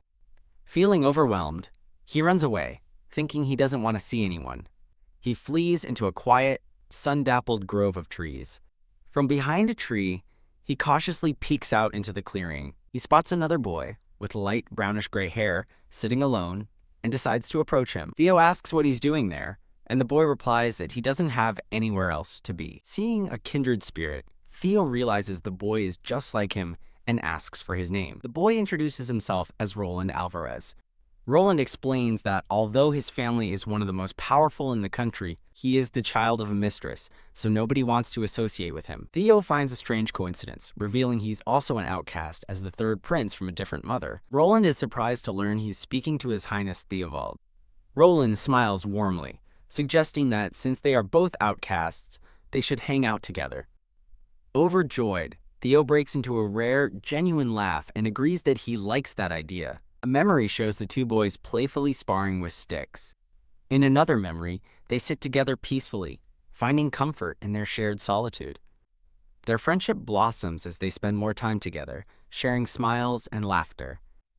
After Roland trips and falls, Theo rushes to his side with concern, asking if he's okay. Roland looks down at his scraped and bloodied knee. Theo observes that while the wound looks painful, Roland isn't going to cry. He reaches out, and a brilliant golden light emanates from his hand as he uses healing magic. Whoa!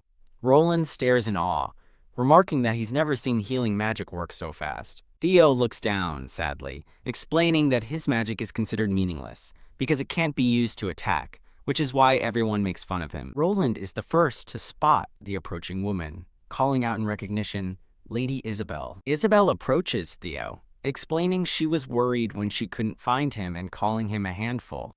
She smiles kindly, realizing that he was just playing with a new friend. Taking both boys by the hand, Isabel gently tells them it's time to return to the party.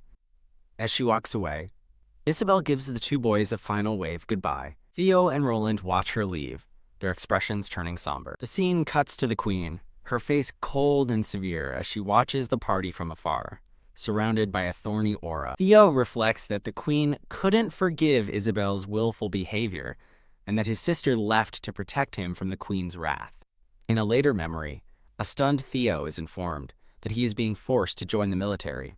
He narrates that as the only royal in the military, it was an obvious plot to remove him from politics, hoping he would die. Looking downcast, he accepts that he is not needed by anyone and that they simply want him gone. But his life changed when he met his red-haired captain, who boldly cupped his face in her hands. Her confident gaze and touch send his heart racing. Why? The encounter sends a literal shock through his system. His shock echoes across the military grounds as he processes his assignment. Life in the army proved to be incredibly harsh. Theo lies exhausted on the training grounds as other soldiers laugh at him, realizing the drills were harder than he ever imagined. He stands alone, looking utterly dejected and weary from the brutal training. Suddenly, his captain appears beside him, startling him by asking why he looks so unhappy. She flexes, cheerfully talking about her muscles, and he thinks to himself that this woman is completely hopeless. But as he looks at her brilliant, joyful smile, he feels a flicker of something more. She playfully grabs him in a headlock, telling him to turn his brain to muscle, and he yelps in frustration. Held in her arms, he looks up at her beaming, carefree smile. A blushing Theo admits to himself that he doesn't think of her as just an older woman. Posing with him, she radiates confidence while he remains flustered but determined. Walking alone in the courtyard, Theo discovers a small, injured bird on the ground. He gently picks it up, thinking the helpless creature is all alone, just like him. He approaches his captain, explaining that the bird needs to be fed, so he'll be carrying it for a while. She turns and surprises him with a playful smirk, asking if he really thought she'd object. Her expression softens into a warm, gentle smile as she looks down at the tiny bird in the basket. Her unexpected kindness makes his heart flutter and his cheeks flush. He teases her, noting she has a cute side for appreciating a little bird, which makes her laugh. She feigns outrage at his rude comment, and he panics as she raises a gloved fist. Theo recalls that his feelings for her deepened into love after hearing her story, remembering a night she drunkenly celebrated with him. Under the moonlight, she began to tell him her story, starting with how her mother died giving birth to her. She continues, explaining that her family and servants all hate her for it, dismissing it as a pain she can do nothing about. With no place for her at home, she joined the army at just 13 years old. She smiles, confessing that she's happy in the army where people are judged by their abilities. She tells Theo she relates to his situation and wanted him to know that if he works hard, his efforts will be recognized. As a shooting star streaks across the sky, she tells him that while he can't choose his family, he can choose how he lives his life. She notices his sad expression and gently brushes his hair back, telling him not to worry. He blushes at her tender touch, a memory he cherishes. As he watches her walk away, her red hair glowing, he realizes he has finally found his purpose in life. He vows that though he is pathetically weak now, he will one day become strong enough to protect her. This resolve is tested in training, where she easily defeats him in a sparring match. He worries she'll just laugh at him for being younger as he prepares to face her again. With newfound determination, a young Theo readies his sword. She meets his gaze not with mockery, but with a proud and encouraging smile. The flashback ends, showing Theo and Patricia standing together before their assembled squad. Theo narrates that their new mission is nothing short of a death sentence as his squad mates look on in despair. He explains the queen's ambition, to seize the neighboring kingdom of Arisia. A map reveals Arisia is small but rich in mines, and the queen plans to invade without a declaration of war, making survival impossible. He foresees his own death, realizing the queen intends for him to be killed in a sham battle to justify a full-scale war. With grim certainty, he knows the greedy queen will have the entire Magic Knight Order he loves slaughtered in the process. He's crushed by guilt, believing everyone will die simply because he is there. Whap! Snapping back to reality, Theo looks startled by his own dark thoughts. Later that night, he watches his red-haired captain sitting alone in the quiet courtyard. Lost in thought, he looks downcast and wonders if she too will come to hate him for their doomed mission. He approaches and calls out to his captain, who turns to look back at him. Sitting beside her on a crate, he silently blames himself for their predicament. He glances at her, wondering if she already understands the situation and is staying silent for his sake. His hand clenches his uniform as he considers confessing his feelings before the end. He debates confessing, so he can die without regrets, but her voice echoes in his mind, telling him to come back alive. Her words strike a chord, and he looks up with newfound realization. He decides he cannot give up yet. He must survive and come back alive. Recalling how seeing her wear the ribbon he gave her gave him courage, he resolves to return and finally tell her his feelings. But his hope is shattered as he narrates that reality was not so kind. While kneeling over a fallen comrade on a desolate battlefield, with blood on his face and tears in his eyes, he vows to do something about it as golden healing magic emanates from his hand. A brilliant flash of golden power erupts from his outstretched hand. The radiant, sparkling light intensifies, flooding the battlefield with its warmth. Theo awakens with a start, finding himself lying in an unfamiliar bed. A brown-haired man in a military uniform greets him as Theo, disoriented, asks where he is. The man explains he's in the Resendez-Margrave's territory, right near the border his squad was ordered to attack. Theo realizes the Margrave leads the anti-Queen faction, understanding the Queen planned the war to use this territory as a shield. He bolts upright in bed, frantically asking for the whereabouts of Captain Patricia. The man delivers the grim news. Besides His Highness, there are no survivors. Overwhelmed by grief and horror, Theo clutches his head and lets out a silent, anguished scream. The story is to be continued,